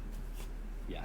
If the argument is that sixth sense is important to being good at the game and learning it, you can make the same argument about every skill. Yeah. So where is, minus the ones that are absolutely useless, obviously, some of the radio skills and stuff, but I'm talking about all the rest of the skills. Brothers in Arms. Dead Eye. Dead, all you that know, sort of good stuff. yeah, the one that helps with shooting, all that stuff. The same. So the question becomes, where is the limit? And the limit keeps changing. Like the goalposts keep moving. This is purely a sop to people, as opposed to a well thought out change. Yeah. What's the impact on this is that, well, the impact will be that people will not learn the skill of peek and poke and hide and camo and all the rest of it, because they'll just rely on being spotted before they even, before they do anything else. But yeah, like, in fact, coming back to what Diablo just said, I get a new free perk on all my crews. Absolutely. The deal is we give you sixth sense, and if you've already got it, you'll get another slot. You'll get another skill. So, Yeah. okay, yeah. Yeah. The commanders have the most pressure on them, especially in tanks. The obvious example, the biggest example, is something like the Mana Core. For me, as Diablo said, I'm happy to get a different skill on my commander, especially for the Mana Core. But I'm talking in the bigger picture of the game and the health of the game. This is something that, yes, the crew skill thing needs to be reworked. I don't like Crew 2.0 for a lot of reasons. There's no sense in getting into that right now. But the skills do need to be reworked. The pressure on the commanders for good skills is too high, especially in 3 crew or 2 crew absolutely. tanks. Yeah. So that doesn't work very well. No. This is just one of those PR things that in the scheme of the game development is not a great idea, because it doesn't address the problems. It's just a Band-Aid. I think we've discussed this before. Is the ideal situation is that every tank is a 4-man crew. So you've got your commander gunner loader, commander gunner driver loader. And Yeah. I know, and all the skills are shared out between those 4. Yeah, and I knew there would be different opinions, obviously, here. That I know there's a lot of you guys are like, yep, sixth sense should be for everybody. This should have been done years ago. My argument, though, here is it removes yet again another thing that used to be a advantage for players with knowledge who've put in the time and learned the game and understand the game. Yeah. And it's making it. It's exactly that. It's making it a level that everybody can just jump onto. well, and if the argument is important stuff like that's important to the game should already be there, again, you can make that argument for nearly every skill. Oh, absolutely. So then you have to ask yourself, well, what level of usefulness of skill should be free? Yeah. Right? I mean, you can apply that. Well, exactly. Which means then if I build new skills, they have to be shit. Otherwise, Yeah. it becomes integral to the game, and I must have it because, by God, you have to give me that because it's important. That's the problem with the entire argument. So the logical argument is what follows after you make these decisions in order for you to continue to be logical in terms of what your arguments are. So, Yeah. well, that's another level, yeah. Gator. That's true. Yeah. Anyway, it's done, right? So at the end of the day, here it comes. So what do you need to do? Nothing. And what you do need to think about is what you're going to do with that extra skill that your commander's going to have. So that'll be cool. Yeah. You know what I mean? So I personally, for the mana core, I'm happy. Well, yeah, for me, okay, all my commanders have got 6th sense, so I'll just get an extra skill. That's great, thank you. But I wonder whether this is thought through on the basis that they're trying to attract newer players. Well, that's what some of the guys are saying, yeah. Well, you see, that doesn't figure with me because newer players wouldn't necessarily have an opinion on 6th sense. Yeah, but once you do that, then when you build your newcomer training stuff, then you tell them this is an integral part of the game. Here's how the mechanic works, and then they start off understanding that. Okay, So well, in theory, you have less. It's going to still happen, but you have less of I didn't see anyone. How did they kill me?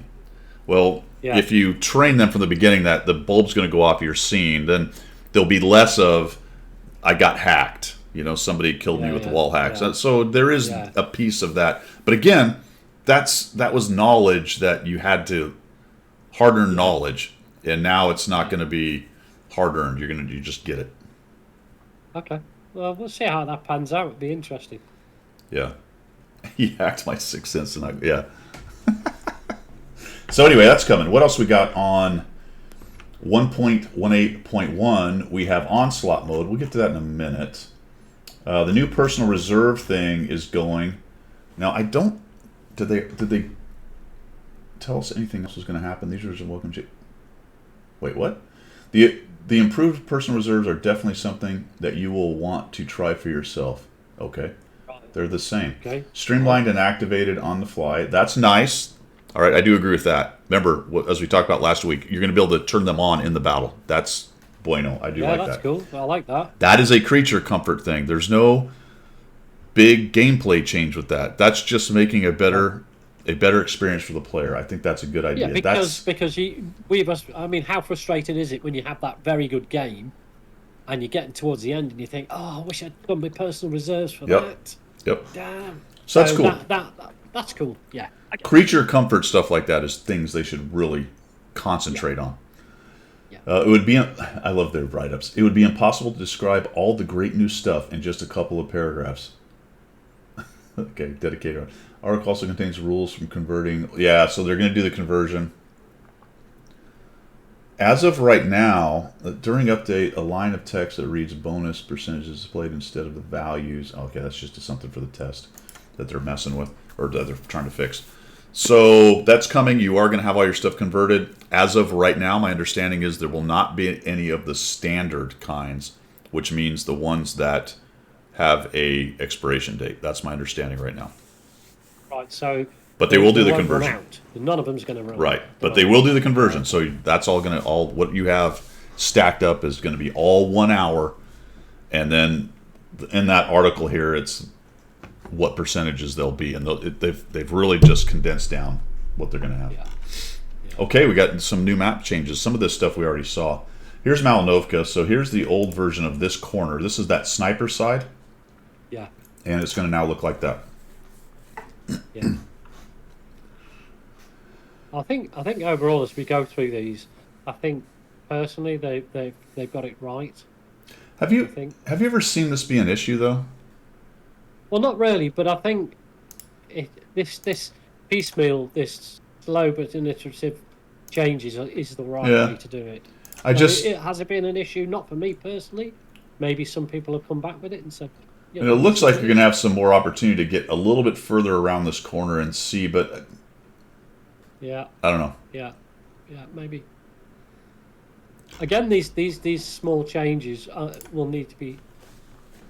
See, I personally, I've never been to that spot. I tend not to worry about that spot too much. I think not even when I first started, when that map came out, did I go there. So I don't know who goes there, to be honest. I'm not sure what the problem was on this. Now, there's no bush now. Look at that. They took the bush off. Yeah. The other thing they did is they got that building's like on the edge of the circle. Is this a better view or is that... Yeah. No, that's the other cap.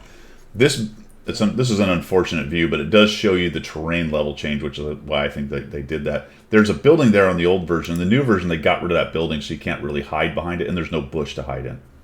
Yeah. And I don't know why really they raised the terrain, but the big change, I think, is where the buildings are in the bushes. So now you can't... I actually have a game on the other cap. I wonder if the other cap's bush is gone too. Whoop. Oh, there's one left. What? Oh, they've left one? Yeah. But I bet you that's... But the other side doesn't get one? Busy bush. The other side doesn't even get what? Unless there's one off to the side I missed. The odds are that bush doesn't do the job. I bet it's not a camo bush. I have a game. I don't know if I may have not made the video on it, or maybe I did send it out. Yeah, I did. I guess it was in one of my reviews. The CC67, I think. I'm driving up here at the last minute, and this dude is right behind these two bushes, and I get to like here, and I still can't see him. Oh, well, man. So yeah, well, that'll sort that problem out then. Is there any other changes? I don't see anything else other than they just removed the bush. One bush got taken out, and the other one got smaller, it looks like. Yeah. Huh. Not a big change, really. I think that bush was problematic, though, because people could hide in there. Leave the tractor, left shoe. Leave that daggum tractor. I thought this got put in 1.18, but it didn't. This is the... We saw this a few weeks ago, but this is to protect this climb so you don't get shredded every time right here. I did think that changed already. Yeah, it hasn't. Yeah, it's still the old version right now, so it still looks like that right now. Remember, guys get on that dune. It's over to the right here, and they shoot you in the side as you try to get up. Yeah. Because the other side is pretty well unmolested, unless you get a scout that pops that dune and spots you and already hits you. But there's no one's going to direct fire unless they YOLO over to the thing. This side, unfortunately, gets beat to hell by people on this dune, so that's good. Yeah, no, it's good. Do you remember an old version of this section that actually had this? I do, because it was a TD firing location. Right, and then they took it away. Have a TD, yeah. Now it looks like this, and now they're putting a version of that back in. Right, so you'll get TD sat there. Hey, RT players, just lob a couple into that location then. Yeah, Diablo, they're trying to stop you from getting that early damage. It's the anti-Diablo. Yeah, it is. So this is a great conversation. I'm glad he actually said that. Because it's a hard game balance thing. On the one hand, you do want some early spot locations like that, so that people who get map knowledge and knowledge of the game can do that. But on the other hand, they need to be somewhat dangerous positions. Yes. Not impossible positions, but somewhat dangerous positions. So that one's hard to balance. You know, it's the one with the I always want to call it Glacier, but it's not Glacier. It's the south side gets shredded. They cross across. There's the dip in the middle. The one with the frozen aircraft carrier. I know the one. Well, that one, they fixed that one. Yeah. But now there's the other one with the ice road that comes down on the north side. Oh, got you. Yeah. Yeah, where you try to cross the one side you cross, and a scout can sit there and you just get shot 100 times. Shot. Yeah, I know the one you mean. Yeah. Maybe it is Glacier. Not Glacier. Yeah. No, it's not Glacier. Glacier's the one with the aircraft carrier. Mountain Pass. Mountain Pass. Mountain Pass. That's it. Yeah, Mountain Pass. That's it. So there's still some of those things out there. Yeah. You know. But again, you want some of that, so that people who take aggressive forward positions and have map knowledge can be effective and do something. On the other hand, you don't want it to just metastasize into nobody goes there anymore, because you lose half your hit points trying to make it happen. Pig makes a good point on that, actually. You know, he's saying they always want to nerf early bleed in pubs. Shortcuts should be punished, like taking the shortcut into town on Lakeville, but aggression should be rewarded. For example, an aggro middle position on Lakeville should be rewarded. Yeah.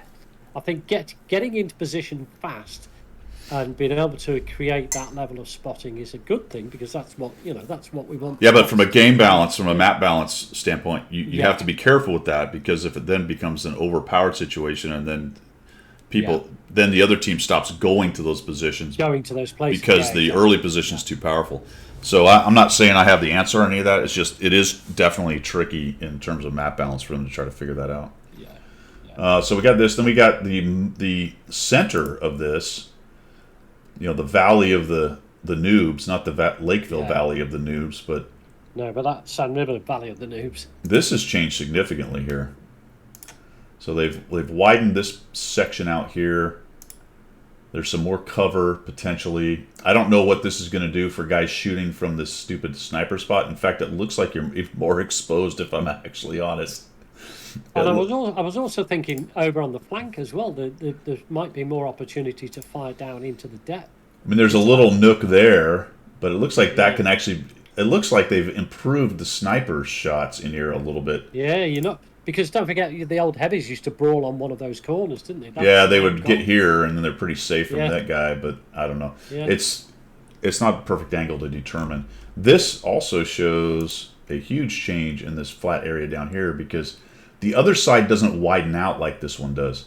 So this spawn has a really hard time kind of controlling that. There is a big mound right here you don't see, so guys can hide behind it and poke out and stuff. But this side has a bit easier time shredding guys coming up through here because they have multiple positions to do so. So it looks like they've tried to give a little bit more cover. This is very interesting right here now. So from a defensive standpoint, the ability to... Now, I don't know if you would ever want to go past these because this looks very dangerous now to the sniper hill. That was my thought exactly. I don't know. If you push past that, there's no further cover from the sniper hill. Yeah. There isn't any, is there?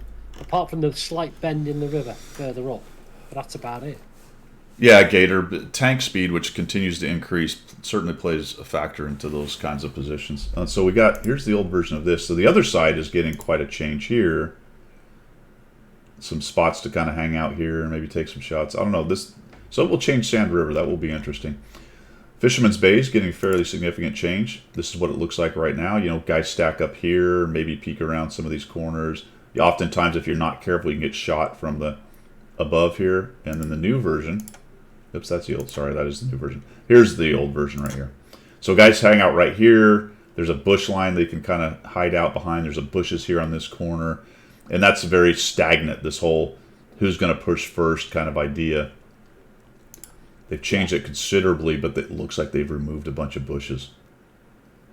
Yeah, it looks cleaner. Yeah. It looks a lot cleaner. Now, right now, the only way to get up to here is to kind of come up this side. And unfortunately, this position is shotable from up here. Yeah. Look at what they've moved these buildings up. It looks like you could potentially get down along here and move up closer. And then, once you get there, used to be flat here, so any kind of movement down this road is just completely exposed. Now there's a notch right here. Yeah. This actually looks better. Yeah. Here's the old version, just very flat, nowhere to hide, do this, and now you've got the potential to come in here and side scrape and maybe do something with this push. I don't know. We'll see. But you're still exposed to shots from the right-hand side, so if they're... I'm looking at it right here. It used to be a pretty good heavy brawling area. They made a change some years back and kind of changed this position up top, made it more powerful, and then it really stagnated this whole fight down here. So I think they're trying to open it up. You couldn't get through that town. The minute you passed any one of those crossroads, you were shredded from the top. Yeah, so the other side, more bush deforestation. There's bushes on that corner. It's hard to see, but there's bushes here as well. The new version, gone. Yeah. But they've made an angle here so you can side scrape potentially or whatever. But all that sniper bush thing that was going on here, it looks to be it was a double bush as well, wasn't it? You could be, two layers of bushes, couldn't you? Yep. And you could do the same thing back here. You could back off enough and guys could, that whole push. So they're trying to make this, the problem with this entire part is this. Yes. Yeah. This dead spot. Remove that and put buildings in to kind of sneak forward and leapfrog and move around. And you would have a really good fight here. Yeah. This stupid thing with this big open, that's your problem. Yeah. Yeah, exactly that, because people don't want to push across it because it leaves you wide open. There is just absolutely nothing there. As you say, if you put buildings in there, you could have pretty much a superb brawling area for heavies. Danum, that's the mountain pass we were just talking about. Mountain Pass, yeah. Yeah. So more changes, actually, a new version. So this is the middle position I was talking about with the bushes. I wonder if they're going to fix those bushes or remove them. Let's find out. Who knows? They're still there, but there's a few more buildings now down lower, and they did the same thing on the other side. The old version, nothing going on here. It was all very open, and now there's some cover for potentially taking shots or moving around. So it's all right.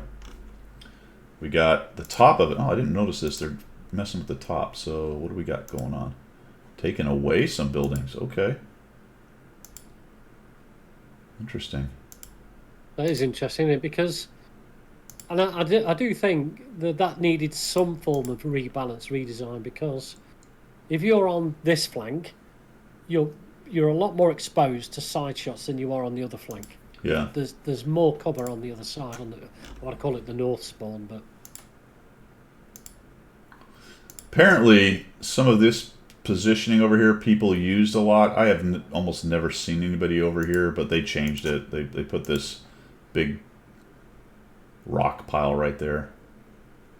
Now this is interesting because they did just change Himmelsdorf and they've immediately made another change. Remember that? I've had some feedback off it. Yeah, I guess yeah. there's that lower area right there, and you still are exposed.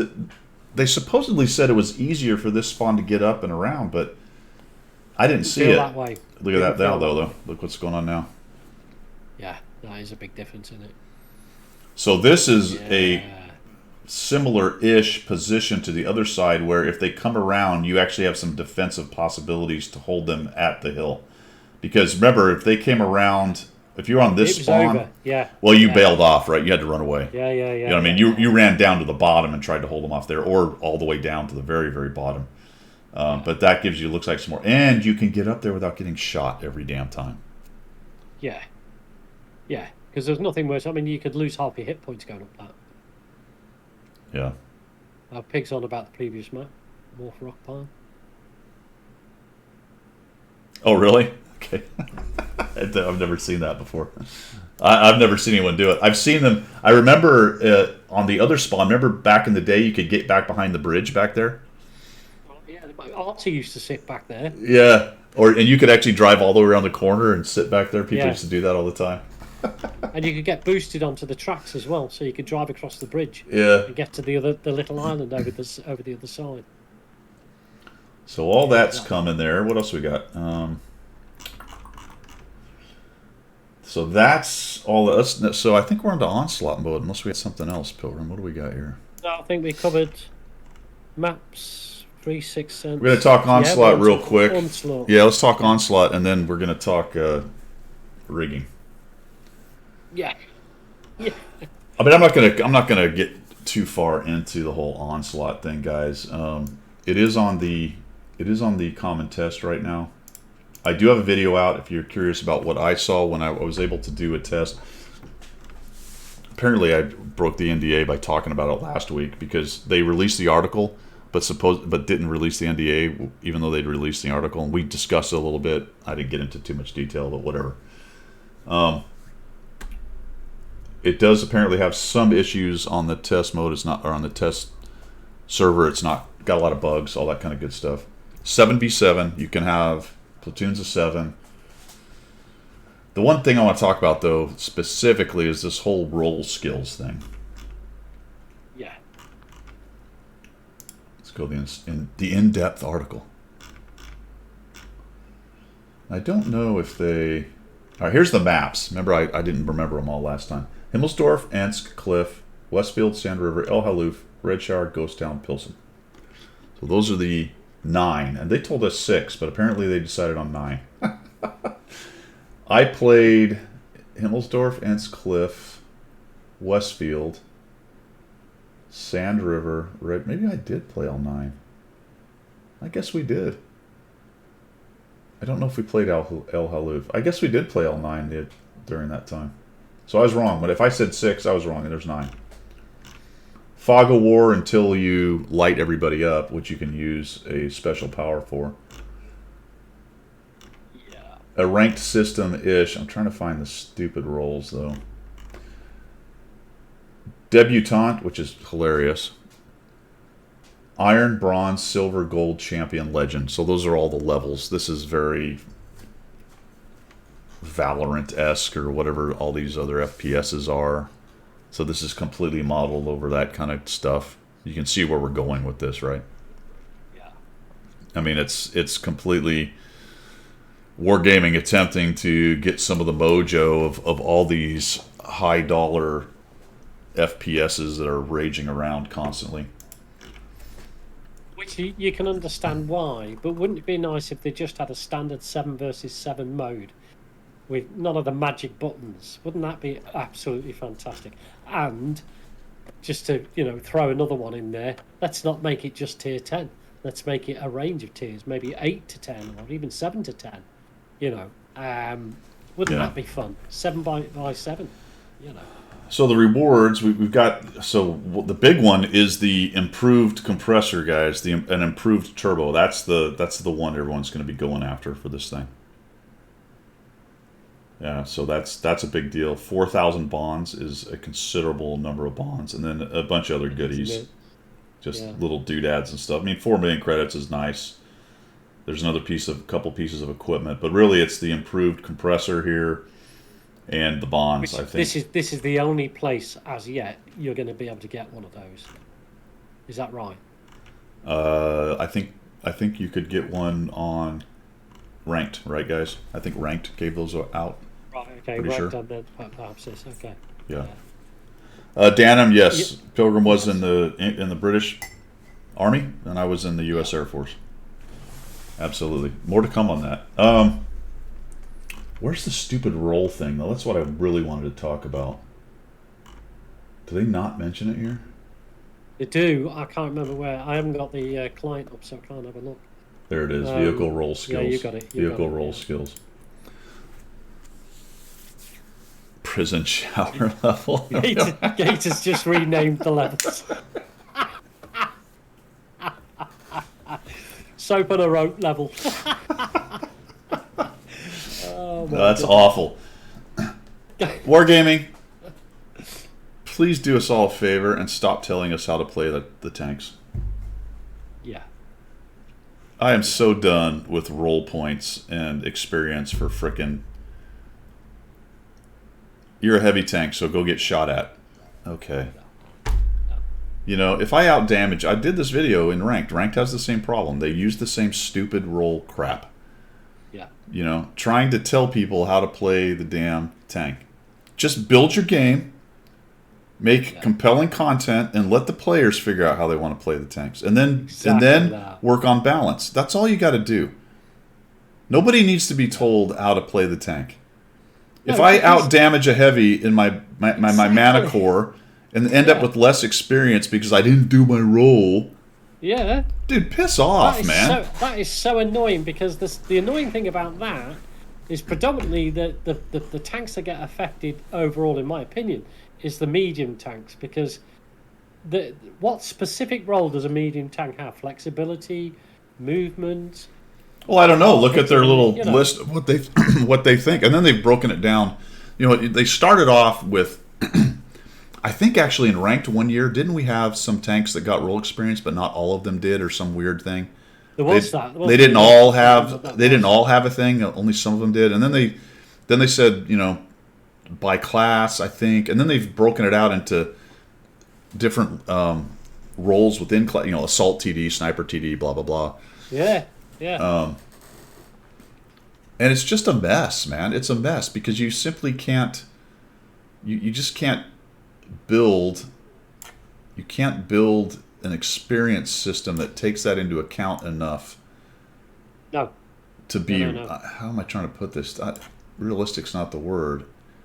I mean, essentially, if a scout out damages a heavy, he should just get more experience. Exactly that. Period. Dot. Exactly. Over. End of story. Exactly. There are certain criteria within the game: damage, to some extent, kills, and so on, and experience earned. All of that should come into play for whatever mode of tank you're playing, irrespective of what you're doing. So you've got your 4 main sort of rewards, if you like, for doing well in a game. It doesn't matter what tank you're in. If you're in a light tank and you do more damage than every other player in the game, then you should get the reward that you should, that everybody else would get. So I get the differences in, say, if you're doing a pub and you have different tier levels, but this is all tier 10. But I agree with that. So if you're in a tier 8 and you damage a 10, you get a little more experience. That's all cool. I don't have a problem with that kind of differences in experience. Yeah. But for example, another problem right now is if you slow down an EBR, you don't get any assist damage. I mean, there's so many. There's not enough conformity throughout. But in terms of frickin' this of Onslaught, I just can't stand the role experience thing.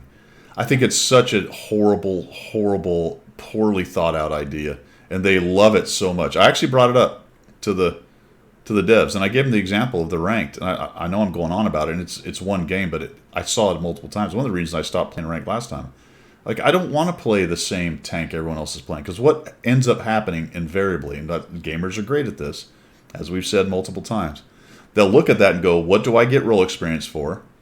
What is the easiest thing to go do? I will go do that. And then you get a bunch of that tank doing that thing.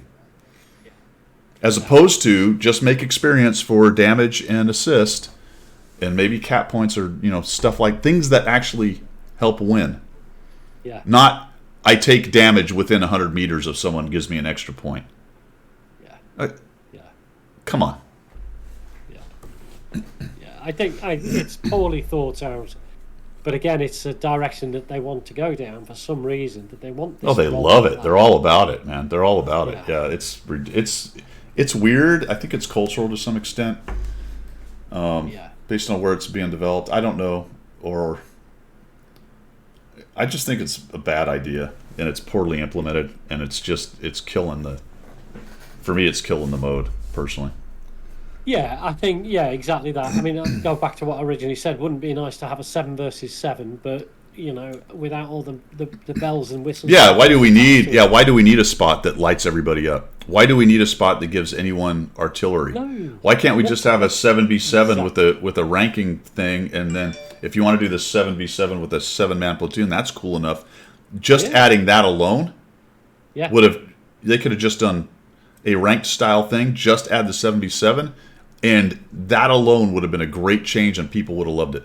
But we got to have, and each tank has to have its own special power and a power up, and then it's a more powerful power up, and then you're going to evolve into Pikachu Senior, and then you're going to turn into a Mechazoid, and then you're going to grow a third head, and 14 guns are going to come out of your chest, and it's going to be so awesome. Yeah. And ideally, like most of these games, if you can make as many explosions on the screen as possible, so you can't possibly understand what the hell's going on other than everything is blowing up at once, then now we have a game mode. Yeah. Now we have a game mode. Yeah. It's awesome. It'll be great. You'll love it. And maybe if we just launched our tanks out of an airplane and with a parachute, and they could land into the map, and then off you go. Yeah, wouldn't that be good? Yeah, Mechazoid Pikachu Zilla tank. Yeah, exactly. You could have a round piece of ammunition that goes and captures the other enemy tank and drags it back to you. And if it went to 11 and you had a rocket booster. Oh yeah. Mm-hmm. If it gets to that point, I'm going off to DayZ permanently. Oh, get off my lawn. There you go, Cliffy. Yeah. All right, cool. P&O, 7 tanks to make a giant fighting tank. Yes, yeah. I'll be the green tank. Yeah, I want to be the feet because I'm hairy-footed. The last thing we're going to talk about before we get to Pilgrim's got a story for us. Pilgrim's story time. Gather round, kids. Gather round. Gather round. All of a sudden, rigging's big news. Have you seen the videos on Quickie Baby's video and then Klaus's follow-up? I haven't seen. This is new to me. So yeah, the forum is all aflame with all the rigging that's going on in the game. Well, this is not news to this channel. No. Oh, we've talked about this. People are all up in arms. Now, the reason is obviously because those two have a lot of reach. Quickie Baby and EU, and actually EU and NA, and Klaus specifically in NA. So Klaus did a follow-up to it and talking about the boosting services and people rigging and the count-ins and I guess Quickie Baby ran into a platoon that was doing it. That was blatantly obvious. I'm sure it's not the first one he's run into. I'm not saying he just realized this yesterday, because clearly he's obviously known it's been going on. So, but he felt it was, Well, should we say it's sufficiently impacted his games for him to make a video about it? So well, he could have made a video about it 6 months ago or 2 years ago. Yeah. I'm not saying he's later. That's not the point. It's just it's out. No. But now it's a thing. Now it's a thing. Now everyone's talking about it, and I'm kind of like, yeah, well, the boosting services. Every time I see a 279 early, I check the stats, and I used to think it was more like 75%, but I'd say 40 to 50% of the time I can see where they kind of bought it. Yeah, because it doesn't take much to. I mean, all right, this is not about trying to hunt people out, but if you go into certain stats, you can look and think, how did he get that? How did that happen? Well, obviously somebody, exactly from somebody, looking at the stats. someone boosted it for him. So what is different in the last couple years, and maybe in the last year, but probably a couple years, what is different is how organized and kind of professional it's getting. So it used to be, guys on the side, and if you knew a guy, and then you could, that guy. Then it was kind of hanging out on eBay. Well, now you got these people with professional websites and advertising money and all this crap, So it's nothing new. It is a little bit more organized and professional, I think, at this point. Clearly, there's money in it because people are doing it. Is it is it $1 million industry or anything? I don't know. Somebody's making some money off doing it, and it's apparently easy enough. Somebody's paying $100 a pop. It's more than that. Is it more than $100? Oh God, yeah. Oh hell yeah. The last time I looked at 279 early, it was what, 300 deal? What are they charging now? Well, there's packages, because you can get it's awesome. It's like a menu thing. You're like, I'll have one of them, a couple of them, 2 of those, and throw me a third MOE on this guy. People are asking for the website details. Look. You know how to use Google. Yeah, I'm not advertising for these guys. No. I think I'm going to make a bold statement. I think at the end of the day, okay, 2 things. First one is I don't care, except for when they F over my game. So it does suck. A lot of people on some of the defenders of this whole thing are on the forum. They're like, oh well, it doesn't really affect you. Well, it kind of does, because if I'm in the game and I have the dedicated sacrifices, let's call it, platooning on my team, and there's 3 tanks that are sitting in a bush sideways, and the other guy's sitting there shooting him, and I'm on the team of the ones being shot. That's not helpful to my game experience. No, exactly that. Yeah. How often does that happen, though? That's what you've got to say. Well, and that's always the counter argument, and then my counter to that is, I don't give a shit if it was 1 out of a million. It sucked on that one. But then it goes back to my first statement of, most of the time it doesn't affect me, and I guess I don't care. So it's, I'm talking out both sides of my mouth on that. I think it sucks when you run into it. Does it really do anything? Does it change my life and, stop me from enjoying things? Not really. You know what I mean? I mean, the frustration is there and then. It's in the moment. That game goes and you move on to the next one. I would forget. I mean, I told you about that particular battle where we had 279 earlies just roll across the open plains towards me, and just everybody farmed them. It was like, what? Do you think you're indestructible or something? And for me, those 2 players must have bought those tanks through whatever system, because they obviously are not aware of the strengths or the weaknesses of that particular tank. Just thought, we're indestructible now, let's roll across the open plains. Yeah, Gator, exactly. I'm struggling to get it myself, and you see a 47%er with it 3 marked. Yeah. That's not to say somebody who has an overall 47 can't have learned to play the game and get good, but it's obvious a lot of times. You can tell that they bought it, and then they bought it to be 3 marked, which goes back to Heisenberg's question. I've said this multiple times. Personally, I don't get it. I can't. Everyone can make their own decisions on what things are worth to them in the life. If by God you want a 3 marked 279 early and you can't play the game to save your life, well, I don't know. If you got that money and you want to buy it, go for it. Do your thing. Do you. I don't get it. I don't know what sense of accomplishment that brings to people. Oh, I personally think that kind of personality is a little off, and maybe they're not a realistic kind of person. That's probably not a person I really want to be around much. But you know what? There's a lot of those kind of people in the world. So you do you, brother. And as long as we don't have to interact too much, who cares? I mean, that's if that's your bag, that's your life. Crack on, mate. I don't want to talk to you. I don't want to interact with you too much. Yeah. You know, that's the way you run your life. Who am I to say any different? I do it differently, and that's my opinion. But that's my business. You know? Yeah. That's probably somewhat true, Pig, but it is a bit of a struggle. I have a couple times tried to get the 6,500 damage one, and I guess I did do that for the T55A and for the 260. I did try hard for the 260, 100%. I mean, All right.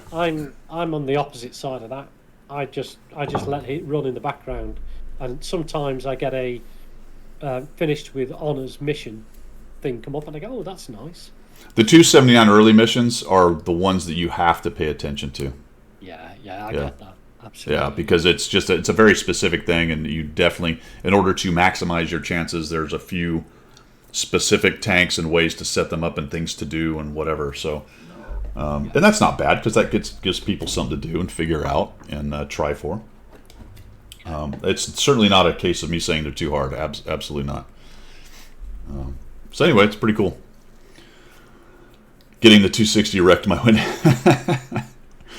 I don't play it very much. I like it. I actually like the 260 pretty good. It's a pretty fun tank. Left Shoes almost got the 260. That's awesome, man. All right, Pilgrim, you had a story for the people? Oh, I do. Yes. Thank you for reminding me.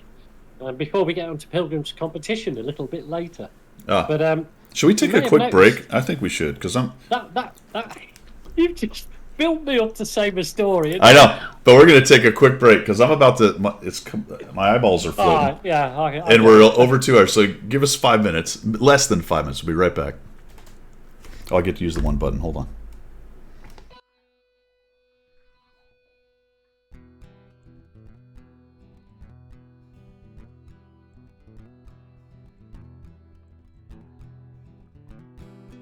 Guido is his name, tanking is his game.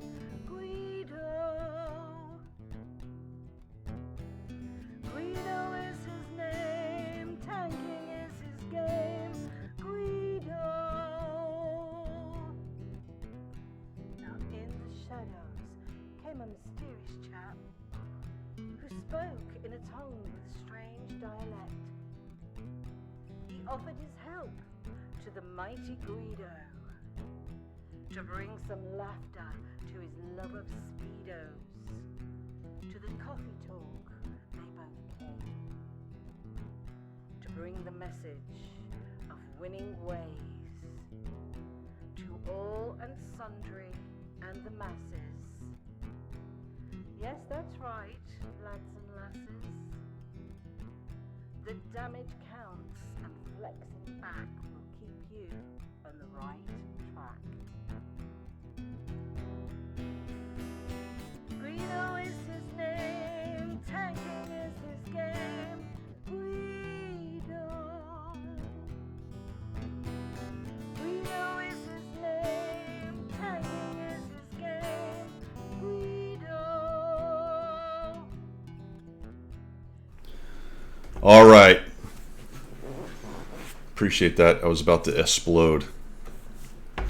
Just to wrap up the whole rigging thing, if you're interested in how it works and what it looks like, most of you probably already know, but you can go check out Quickie Baby's video on it, and then Klaus did a follow-up, and he found some people that were rigging the 279 early or had bought it or whatever. So it's not new. It's not necessarily a secret. It's kind of one of those open secrets. All right, that being said, Pilgrim has a great story related to something that's going on in the game. So take it away, my friend. Yeah, absolutely. And this is not a story about Pilgrim for a change. This is a story about a man called Danny, who was my father-in-law. Or he's passed now, God bless him. But if we look at what's currently happening with World of Tanks, we've got this feature called Op Market Garden, which Guido spoke about. Well, Market Garden was the operation to capture the bridges across Nijmegen and Arnhem. And my father-in-law was, that's a picture of him in 1985, and I'll explain that in a minute. He was parachuted into Arnhem, and he was part of the British forces' attempt to capture that bridge. There was US forces, parachute forces involved as well, but I won't go into that because that's part of the competition later on. So he parachuted into Arnhem and was captured in a place called Bladel as they retreated back from the bridge because the colonel, I can't remember the general at the time, I think it was Frost, I think his name was, he stayed behind and told the guys to get out, and they left a small force on the bridge. Just to give you the background, the idea of the capture of the bridges across the Nijmegen and Arnhem was to hold them for then what was called 30 Corps to move up through Holland and then be able to attack into Germany. So it was going to be the end of the war type scenario in Second World War. But unfortunately, the roads leading up to those bridges were only one tank wide. So all the Germans had to do was kill the first tank, and it took like 4 or 5 hours to get that tank off the road so they can keep the column moving. The column couldn't get to the bridges in time, which is why the bridges were held to the last man, if you like, and then retaken by the Germans. Anyway, long story cut short, when Danny got captured, he was then taken to Stalag 14B in former Eastern Germany, which is now part of the Greater Germany. And he served out the rest of the war as a prisoner of war, which is a different story altogether. He came home, never spoke about it, got on with his life, got married, had his children, and I thankfully met my house general and married one of his daughters. Still married today, 40 years later. But when in 1985 I got first posted to Germany, and this is a picture of that particular year, you'll see that I had hair and a glorious moustache. Wasn't quite waxed at the time, but it was growing that way, with Danny at the Oosterbeek Museum, which was the museum of the parachute regiment, the British parachute regiment at Arnhem, in Holland. So it's staffed and manned by the Dutch, but it's all the memorabilia, and there we are in front of a Sherman, myself and Danny. Now, when he came back from the war, as I said, he wouldn't speak about any of it. Pretty bad time, I guess, in the prisoner of war camp. However, in 1985, I got posted to Germany, and I phoned him up and said, "Do you fancy coming over?" So he sort of ummed and ahed about it, and then he came over. Well, a few beers later, after the first night of getting in, he and I sat down, and he told me his whole life experience of the war, of the prisoner of war camp, and so on, which was pretty spine-tingling stuff. Being a prisoner of war back in those days wasn't a nice thing. Well, it never would be, would it? Yeah. But anyway, what he wanted to do was to go back to the village that he was captured in, because he retreated back from Arnhem Bridge from the general's orders, and he managed to get back across the Escaut Canal and to a little village called Bladel. And this is a spine-chilling story. He got into a small house in Bladel on a crossroads with his corporal and his lieutenant. He was a young private at the time. And they sort of holed up in this, what they thought was an empty house. And during the course of that hole up in this house, they heard the German army moving towards the village. So the lieutenant went up into the roof of the building, knocked a slate out. I could see the German officer walking towards him with the white flag. So the German officer stopped outside the house and he shouted up basically, "Hey Tommy, you must surrender." And the officer turned to the corporal and said, "What do you think, Corporal Brown?" And Corporal Brown said to Danny, "What do you think, Danny?" And Danny went, "We're not surrendering." So the corporal then went to the officer, "We're not surrendering, sir." So then the officer shouted out, "How about you go away in short, sharp, jerky movements," to the German officer. And the German officer then waved his arm, and about 200 Germans rose from trenches which had been pre-dug in the cornfield, and an 88mm gun came around the corner. Still the British officer was stiff up on the and went, "Doesn't care, I don't care how many you've got, why don't you F off," basically. However, Danny was at the top of the cellar steps of this house, cleaning his Lee Enfield. And he looked down, and there was 2 kids in the cellar, a little boy and a little girl, who had obviously been hidden away by the parents. Right. And all that. So he shouted up to the officer, he said, look, we can't continue this, because if we do, this place will get levelled and these kids are going to die. So the officer then, okay, we'll surrender. So they surrendered and he got prisoner of war camp. Anyway, long story cut short, he come back in 1985. We did a trip to Bladel. We went to the town hall, and the town mayor, or the dignitary, came out to speak to us. Danny told his story and so on. And then, long story cut short, the following year he come back over. Well, the town dignitary said, come and visit us in Bladel. So we did. We went to see him in Bladel, and there was a whole entourage of people. There was a Willys Jeep sat there, so he got put in the Willys Jeep. He got driven to this house where he was captured, which was still there in the village. Oh, wow. Although the village had been built up. Amazing. Right. And the dignitary said, is this the house? And Daddy went, yeah, I can remember what it looked like. And they went, would you mind going knocking on the door? So he went on the knocked on the door. And two people answered the door, a man and a woman. And he looked, and they looked, and they went, are you Danny? And he said, yes, I'm Danny Brown, you know. And they said, we are the little boy and girl. It was a man and a woman. We are the little boy and girl that we saw you at the top of the stairs. We were still brother and sister, still lived in the same house. Yeah. And so from that day on, he was fated. And when he died, they put a bench in the centre courtyard in the town hall with his name and a plaque and his stuff. And plus, they had a book came out about the whole history of Bladel, and he has a chapter of his life of that particular life in the book, man. Yeah, absolutely amazing. An absolute hero. Absolute hero. So, he was on Market Garden. Is there any more English name than Danny Brown? No, there isn't. Is there? There is no more English name. It's just Danny Boy, isn't he? That is a great name, Danny Brown. That's a pretty awesome, man. Yeah, that's crazy. Yeah, he never said anything about this to his family, and it's only because I was obviously military, and he came over to Germany for the first time, and we had a couple of grolsches. We were down the pub, and he just told me his whole story, and I was like, wow, that is just amazing. You know, there's so many more stories behind all that, because in the prisoner of war camp, they would trick the German guards they weren't allowed to do war work, but they were made to do it. So they were made to move like chopped woods, because back in then they had the wood stove fired trucks. Yeah. You know how that works. So they were made to chop wood for these trucks, and it was war work. So what they used to do is carry this piece of wood from one pile past this wall, and then duck down, run back, and use the same piece of wood. And the German guard could never figure out why the pile never got any bigger the other end. It's all these sort of stories that come in. Awesome. Well, that's great, what man. A hero. That's awesome. Cool. All right, Thank you for that, So anyway. you're going to, in honor of that story, we're going to give away some gold, or you're going to give away some We've gold. got a 500 gold, and I'll come on to the US airborne involvement in this. So it wasn't just the British, it was a combined effort. It was called the Allied Airborne Assault. Yeah. And there were 2 units that were involved in Market Garden from the US Airborne Forces, and I'd like the name of both of those units for 500 gold. So, wiki fingers on the go. Operation Market Garden, which were the 2 US Airborne units involved. There you go. Belarus has got it straight away. Didn't even need wiki. Really? So there you Holy go. Cow. 82nd and the 101st. Fast. Yeah, okay. Yeah. I got the 82nd. I was trying to think if it was the 1st Airborne, but it was the 101st. 101st, yeah. Absolutely. They did predominantly Nijmegen. Yeah, awesome. Okay.